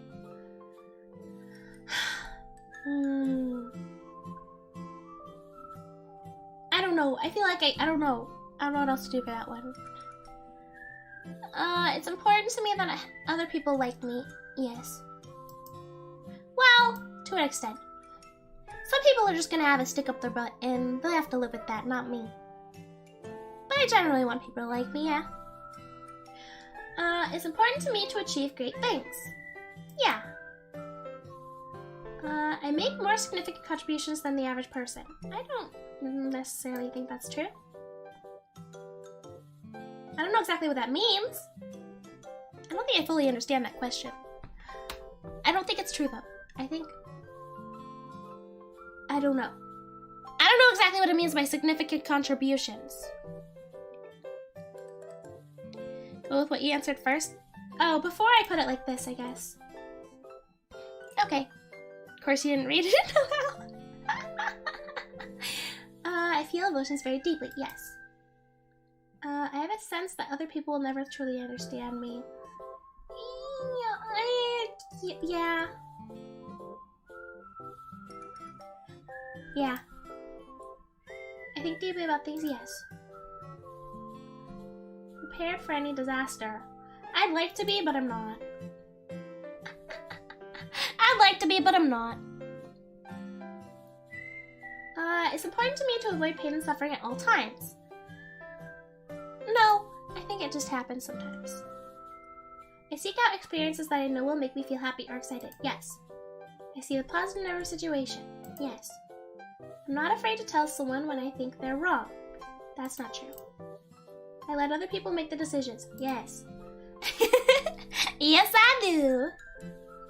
Next. I appreciate having rules that people are expected to follow. It depends. That very much depends. I'm gonna say no. For the most part, no. I mean, like, yeah, don't let people murder each other, but other than that, I don't really care. I'm concerned about security more than anything else. Not more than anything else, but I do care about it. I definitely like feeling secure, but there are other things too. I think a lot about what will happen in the future. Yeah, but not in like a planning type of way. I don't fit in with ordinary people. No, I don't think that's true. There's rarely a good reason for changing how things are done. Absolutely not. That's not true. So many opposite answers? What do you mean? To you? Or to myself, like having opposite ends of the spectrum? I always finish my chores. I wish I did. I'm always trying to be a better person, yeah. I check carefully for mistakes and errors. Nope. I would write an essay, spell check it, and send it in. I didn't proofread. I mean, like, I did, like, the automatic spell check and then submitted it. I did not read it through it again after I wrote it. But I still got good grades, don't worry. I like to be around people who I can help. Yeah. I like to feel that I'm an important person in my social groups, yes. It is important for me to be successful. Yeah. The organizations I belong to would not function well without me. That's not necessarily true. I'm not like a special role. I often feel overtaken by my emotions. Yeah, sometimes. I've always felt different from other people.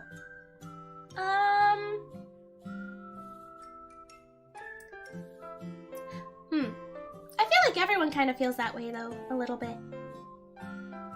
Only a little. Not necessarily a bad thing. Everyone's a little different. I like to analyze things from every angle. Yeah, yeah. I have a plan for what I would do if things go wrong. No, not really. I avoid situations that bring up negative feelings. That's not true. I try not to do that. I've gotten better about that. I seek excitement. Yes.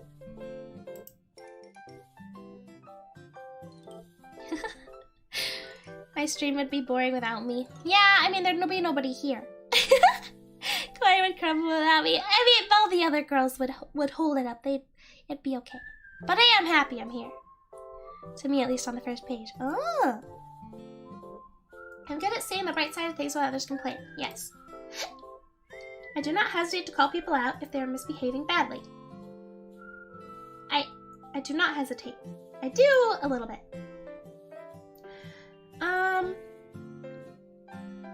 I go along with what other people want. Yeah. People should follow the rules instead of doing what they feel like doing. It depends. I feel like this is hard because it very much depends. I'm gonna say kind of yes. Like, know where you're at and how to behave there. But if it's just stupid rules, then yeah, do what you want. I seek out relationships that offer me some type of protection. I don't know exactly what that means. What kind of relationship would offer you some type of protection? I mean, to an extent, I enjoy feeling safe around people. But I don't know exactly what that means. I can clearly visualize what could happen in the future. Yeah. Might not be right, but I'll think about it. You're happy you're here. Thank you. There's a paywall to get results. Is there? It won't show you? That'd be stupid. Average people find me a bit weird. I don't think so. Maybe a little. I don't think so. I like to do things as I've always done them. Not necessarily. I persist until a task is done. No, I get distracted. You have to pay to get... It doesn't tell you anything at the end? Does it really? Depends on the site. Don't know which one this is. This is... Truity.com. Is this the wrong one? There's a summary, but... Oh, is it not a good one? Does it not give you a good summary? Tells you a bit, then blurs the rest. Ah, man. Why do an IQ test? Actually, I already did that. I don't remember when, though. A graph, but that's it. Would you say it's worth doing or no?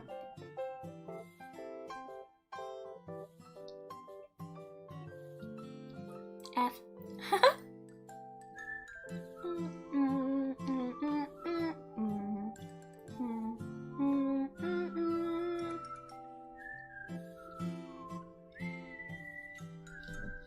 Finish it, note the type, and then Google it. Ah, that's an idea. Okay. That's a plan. I'll just do that. I spend time trying to discover and correct my faults and weaknesses. Yeah. I didn't do this test for 3 hours. I've been doing other things. I hold myself to high standards. I think I do. I want to. I'm gonna put it here.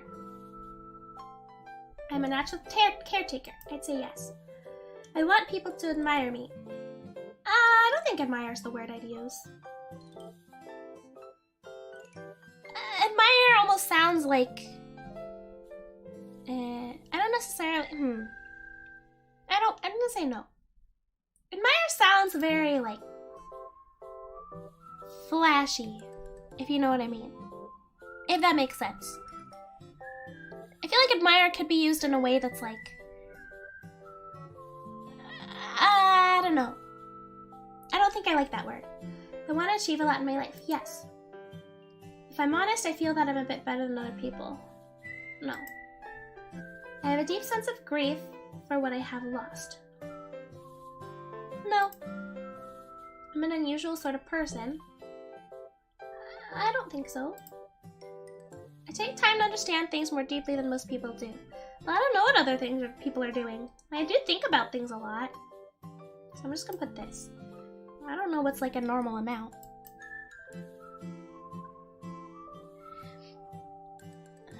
Why am I only in the top right corner? What do you mean? What? You admire me? Ah, shucks. It's important for me to be prepared for an emergency.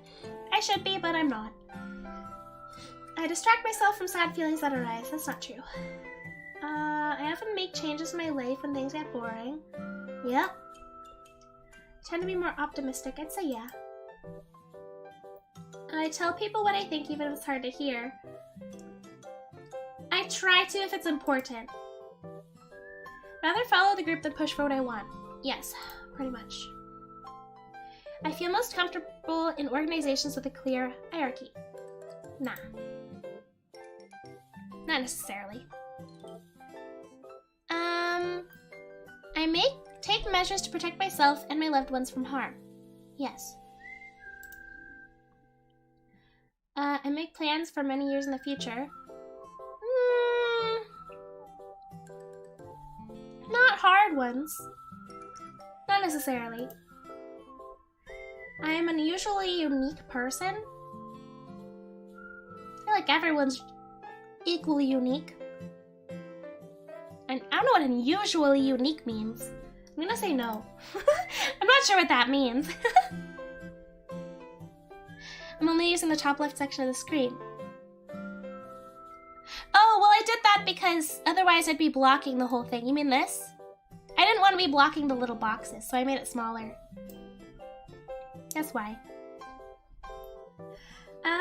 I dislike trying new methods, procedures. No, I like trying new things. I focus on my responsibilities and duties. Depends if it's one I enjoy or not. I read books that help me be more productive and better at what I do. No. Put a lot of pressure on myself to do things right. Yeah. Take initiative to help other people and make their lives easier. Yes. I put in the effort to make a good impression on other people. Yes. I set ambitious goals for myself. Yes. I'm an important member of my social groups. I hope so. I hope so.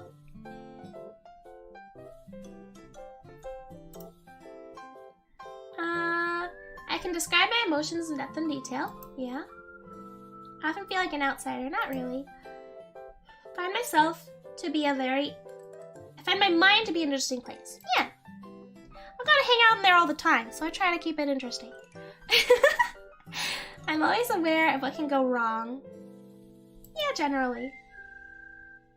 I have many ways of avoiding situations that get me down. I feel like I kind of do. I don't necessarily... I'll avoid getting into situations, but once it happens, you're there. Always up for a new adventure? Yeah. I believe that things usually work out for the best. Absolutely. I stand up for what I believe in, even if it upsets other people. Yeah. Yeah. Yeah. I let other people take the lead. Yes. I dislike people who disrupt things by breaking the rules. Nah, I don't care. Unless you're like being mean or something. I don't care. I make alliances with people who can help me stay safe and secure. That sounds really weird. No? I'm often looking ahead toward what's coming next. Yeah. I have different interests than most people. I feel like a lot of this is really tough to say. I don't know what everyone's interests are. No? I don't know what other people like. I don't talk to other people. I mean, I talk to other people, but... The traditional way of doing things is the best way. Nah, not necessarily. I'm responsible, reliable. I feel like maybe reliable but not responsible. Sometimes responsible. I'm put kind of. I have a lot of plans for how I can improve myself. Yeah. I make sure even small details are correct. No. I enjoy caring for others and their needs. Yes. I want to be a person that others can look up to. I mean, a little bit. It depends. Maybe like young people. People my age, like, you can choose someone better. I push myself to succeed, yeah. Confirmed lonely. Wait, when did I say I was lonely? I make important contributions to my community. I think so. I have strong emotions. I rarely have strong emotions, that's not true. I feel I never truly belong in social groups. No.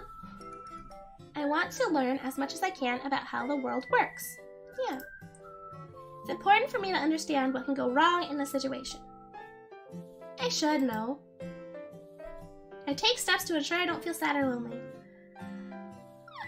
Yeah.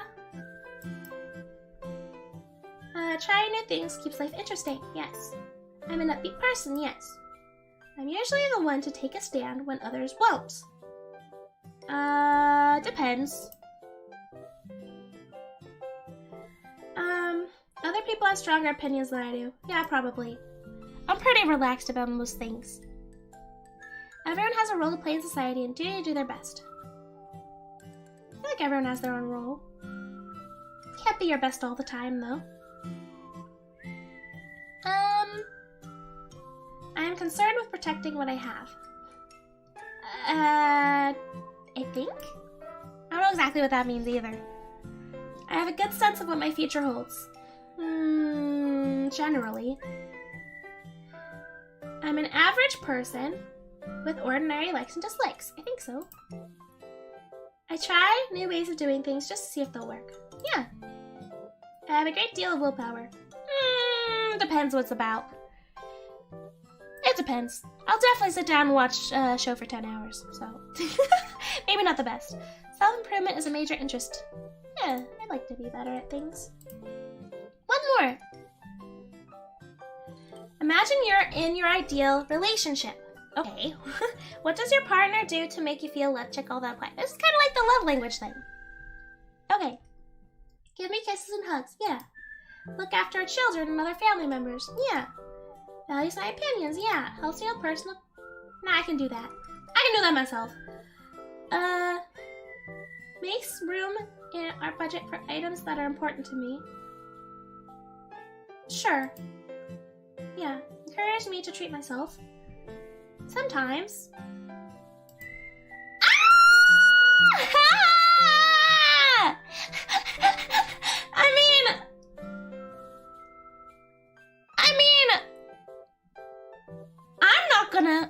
I'm probably not, okay.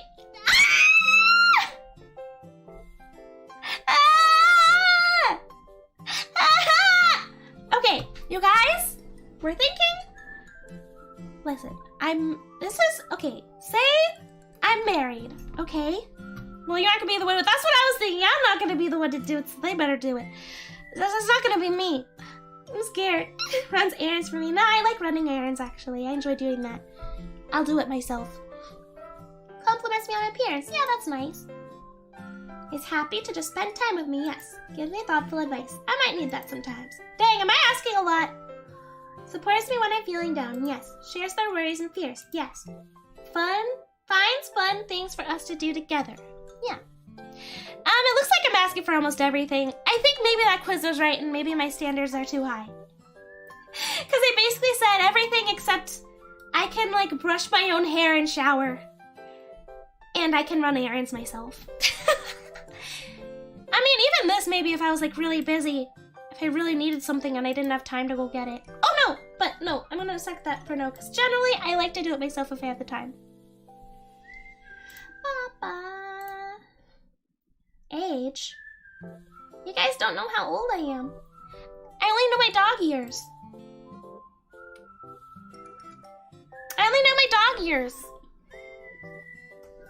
It's fine, I like to spoil. Yay! I think definitely aren't gonna be in charge, but I can promise you that.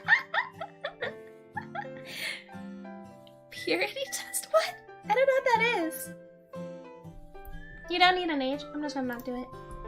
I don't only know my dog years. Ta-da! Your type in-depth. What's the type? It doesn't say a thingy on it. So what does this mean? It's generalized. Okay. 2, 7, and 9 are really big, whatever that means. I'm a 2? Oh! 2 seek to love and help the people around them. And intuitively, okay, so I can Google what a type 2 is. Ah, okay, 1 second.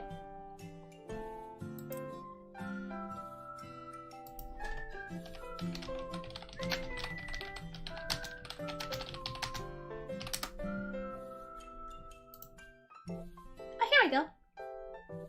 Type 2. Type 2, the giver, is what it's called. 2W3. What's that? Thrice purity test, don't do it on stream, it's yep. Ah, you tricksters! You're just a 2. You aren't just a 2, you're a 2W3, because 3 wing was strong. Oh, can I Google what that means? Hold on. Let me make sure it's the correct one I have.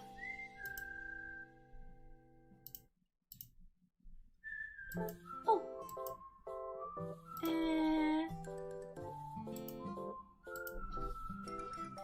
2W3. Type 2W3. The host. It was a 2W3? Hold on. 3 was strong?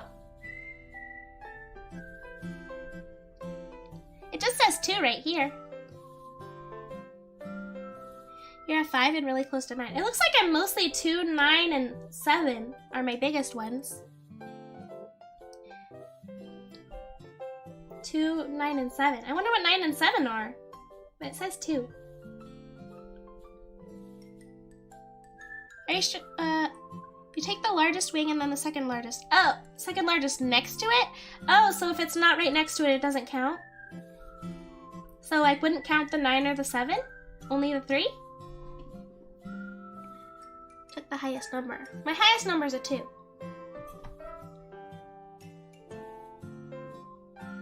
There's no 3W7. Oh, they have to be touching. So I'm 2W3. Ah, okay, so this is correct. People who identify as type 2s with a 3 wing primarily identify as type 2s, but share some characteristics with type 3s. They tend to be ambitious, altruistic, and sociable in their behavior. They love building connections with others, helping people, making a difference in the world.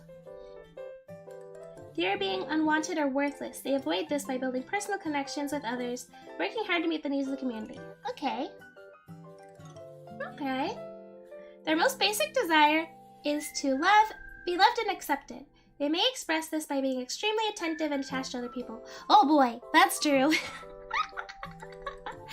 Hosts tend to suppress their own negative emotions, which, when done frequently, can lead to high levels of stress. I feel like I'm pretty good about not doing that. I'll pretty much express whatever I'm feeling.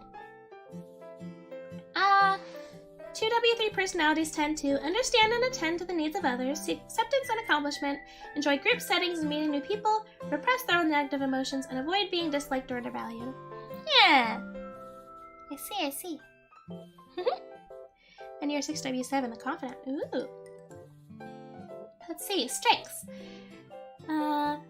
Every personality archetype has strengths and blind spots, and these are amplified in professional settings where we often encounter a diverse group of people with vastly different backgrounds and value systems. Strengths that are typically associated with Enneagram 2W3 personality include optimistic worldview and upbeat attitude, building deep personal connections, being adaptable in stressful situations, communicating clearly and effectively, and passion for serving others. Yeah. Weaknesses, here we go! Let's go! Weaknesses that are typically associated with 2W3 are tendency to be overly competitive or obsessive. I wouldn't say I'm super competitive. I can be a bit obsessive about things. Not acknowledging their own needs. Taking criticism personally, depends. Criticizing themselves and others when under pressure. I don't know about that one. I don't know. Is that it? Oh, no, there's more. How they like to work. Communicating. It's like how to communicate. Oh, that's cool. Communicating with 2W3. Listen attentively and engage them in a lively conversation. Be clear and expressive.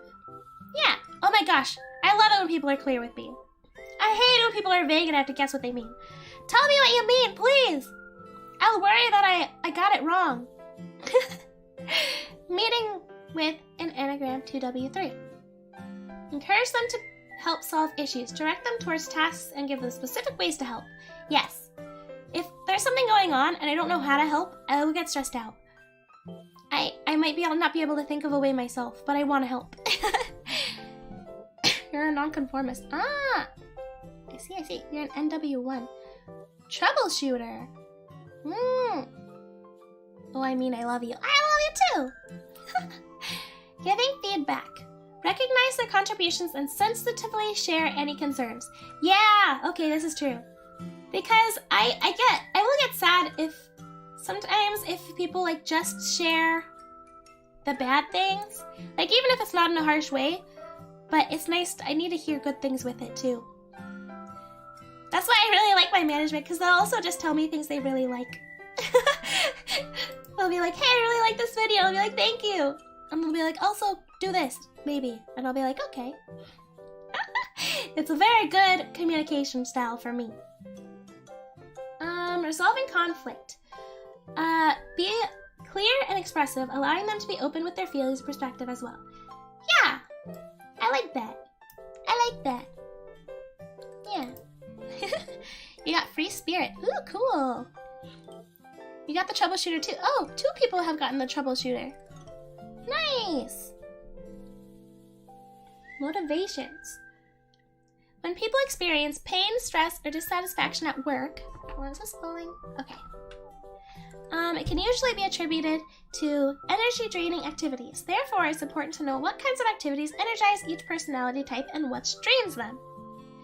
2W3s tend to be motivated and energized by making a measurable difference, taking time to care for themselves, organizing or leading groups, or meeting and getting to know new people. I don't need to lead. I sometimes like organizing a little bit, but only if it's something I really, really enjoy. Stress! Uh-oh! It was very close to 3W2, the Enchanter, but not sure which one it is. Oh, you got the Negotiator! Ooh! Nice! Let's see. They tend to be stressed or drained by neglecting their own needs, being criticized or rejected, failing to accomplish goals, or feeling unloved in relationships. Sounds about right.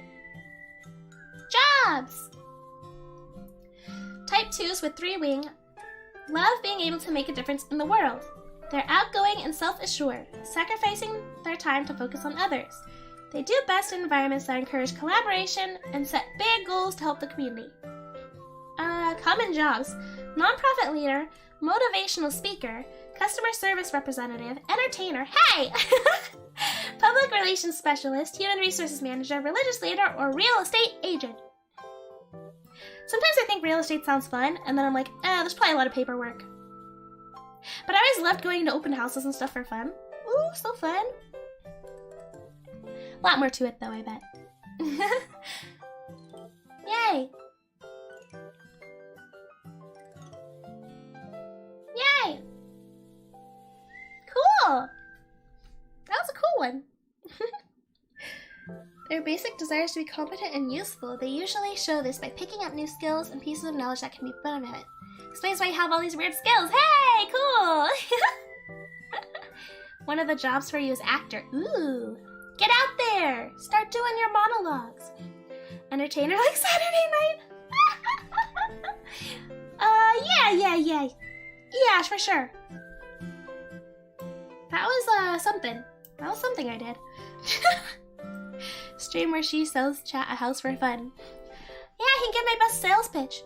Didn't Lua look at houses? I didn't get to attend. But didn't she look at houses? Sometimes I look up, randomly look up houses for fun. I think it's fun to look at houses. I also looking up videos. There's this person on TikTok that looks up videos, or like listings of houses that look super haunted and creepy. So fun. Yeah, she did. That's so much fun. I love looking at houses. It's always fun. That was a cool test. That was super cool. 2W3 house rating stream. I feel like, I'm not good at rating things. I'm very bad at rating things. Like, if you're like, hey, what would you rate this movie? It's very hard for me to put a number on it. I can say, like, it's good. I can say what I liked about it, what I didn't like about it, but it's hard for me to put that in a number. I always struggle with that. You watch telemarketers for no reason? Ah! It was a good one, yeah. I liked that one. That was fun. It's good out of 10. Yeah. And I don't even realize I do it. They'll be like, what'd you think of the movie? And I'll be like, it was good. And they're like, huh? They have to like pry a little more, and they'll be like, oh yeah, I really like this part and that part and blah blah blah. But yeah, putting it in numbers is very hard for me. Sometimes vibes are better than numbers, yeah. I struggle rating things in numbers. Very hard for me. Especially when like two things are very different. Can't really feel like you can compare them. Your results were really split between the Protector and the Enchanter. Ooh, nice. You can enchant them and protect them. Pow pow. Yeah, I can never be a judge. I can never be a judge that has to like rate things on a number system. No good. There would be no consistency, I bet. I wouldn't be able to do it. Just got home from work. You'll be laughing and passing out soon. Good night. Thanks for coming, Jeebus. Thank you very much. That was cool. That was very cool. Rate by words. Yeah. Very pop. Yeah, I know like if I like things or not, and I can talk about it. But numbers just... My brain doesn't make that good of a connection. No cafe job though. No, not on here. Customer service, almost. I was like, kinda, you gotta serve the customers. If you count this as a cult, I could maybe be like a leader. If this could be like, if this counts, if you could make it like a cult instead. You know, there are like some like religious cults out there. Then maybe we could like squeeze this in.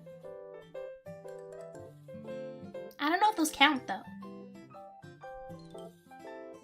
Yeah, I don't know. I don't think I would like being customer service representative because people would just be angry at me on the phone all the time.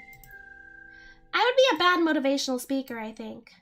Also, I just don't enjoy motivational speaker things. I never like listening to those. I like listening to people talk about things. And I like listening to like motivational, like, I don't know. I like listening to people do like poetries and stuff, but just motivational speeches do not do it for me. They're not for me. This isn't a cult. What did I sign up for then? Oh, no. It's a, well, legally this is not a cult. Don't worry. You don't think so? That would be horrible in customer service because I wouldn't be able to hold back not being nice. Yeah, it would be hard because some people get so like mean and rude to customer service people. It'd be hard to be nice if they're like coming in being very mean. Cafe by day, cult by night. There you go. Cult by night.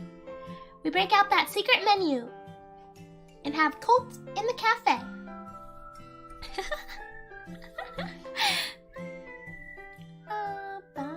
Why is my nose red? I got infection. I got the infection of clownitis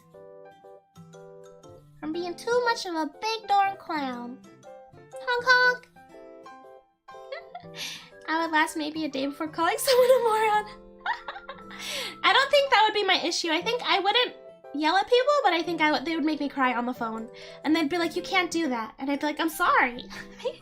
They were being mean about it. Thought I was a dancer by night. Oh yeah, I do some dancing. I do some dancing by night. I sure do. I do some dancing. Do a little dance. Just a little dance. A small one. Except on Saturdays. Then I do a big old dance.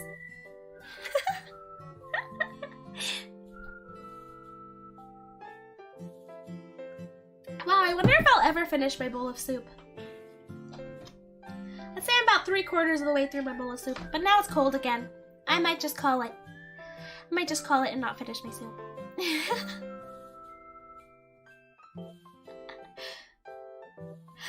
Oh, what day is it? It's Sunday. Okay. I have to make a schedule still. I will figure out how to... Let me think. No, I'll think about that later. I'll say it when we go over our schedule. I'm getting ahead of myself.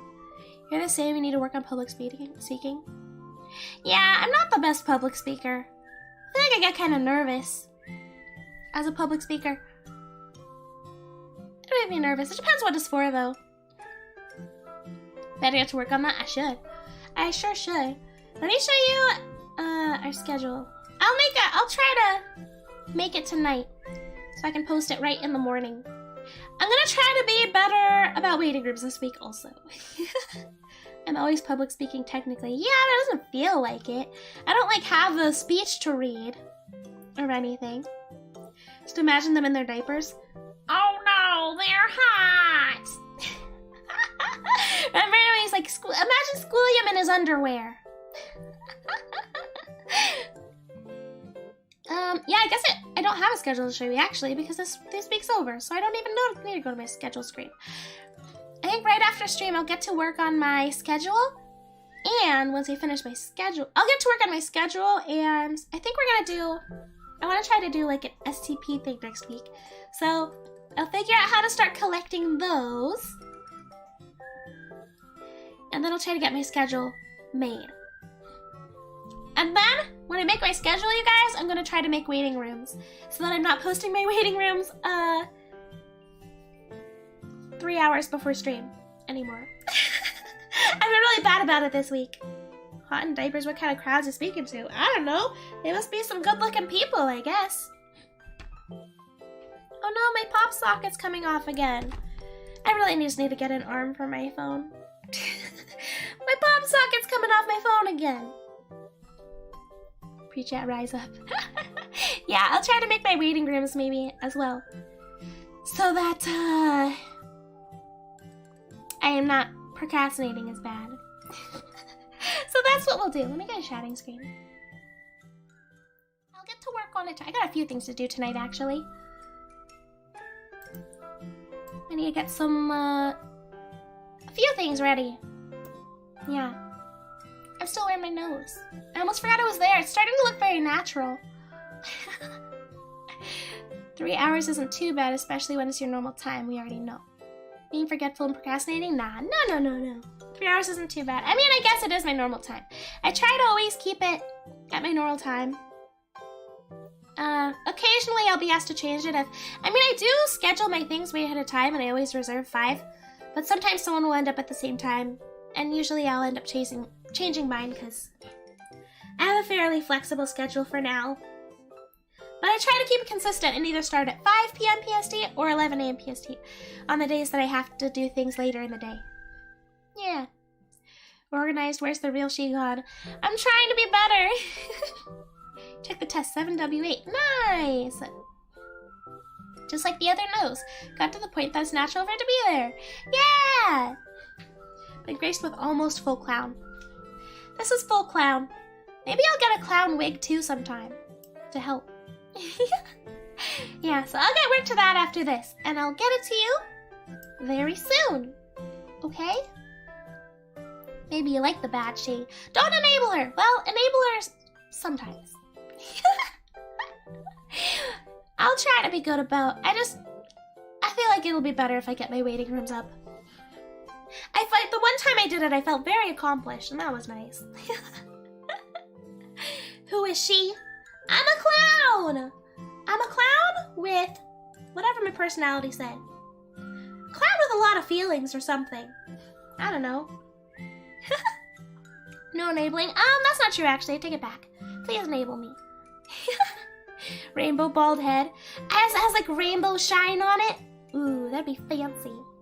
That's my party head. When I go out, I put on my rainbow bald shine. You're so funny and cute, you little clown matey. You're so funny and cute. I'll do that, you guys. I'm gonna do a good job this time. And I'm gonna get my stuff done. Okay? I'm gonna get my stuff done. RGB she! Yeah! No takesy backsies, I'm not enabling anymore. No! No! That's not what I want. Cloud she's goofy and I love it. I guess the clown nose is good though. Maybe I should keep it. I got this. I'll try my best. I'll try my very best. Okay, I'm gonna go get to work, okay? I'm gonna get to work. And I'll post my schedule. I don't know if it's maybe a little late to post it. Maybe I'll schedule it to post in the morning. I won't be awake, but it'll post if I schedule it. That way, maybe people will, yeah. I don't know. I feel weird posting in the middle of the night. I feel like then maybe people miss it, so. I'll make it tonight and I'll schedule it to post in the morning. Yeah. Post it now so you can be first to like it. Or maybe I will post it now so I can make my waiting rooms. Okay, we'll see. It depends how late I finish it, I guess. Post my schedule actually maybe tomorrow. Oh, maybe the next day. No. I'll definitely post it at the latest by tomorrow morning. But maybe I should post it tonight so I can get to work on my reading rooms while I'm feeling motivated. Yeah? Okay, I'm gonna get to work. Post it when you're done. It's already Monday here. That's true. Okay, thanks for coming. Thanks for taking those tests. Those were really fun. I love stuff like that. I think it's so much fun. Thanks for coming, everybody. And I'll see you next time, okay? Bye-bye. Bye-bye. Honk honk.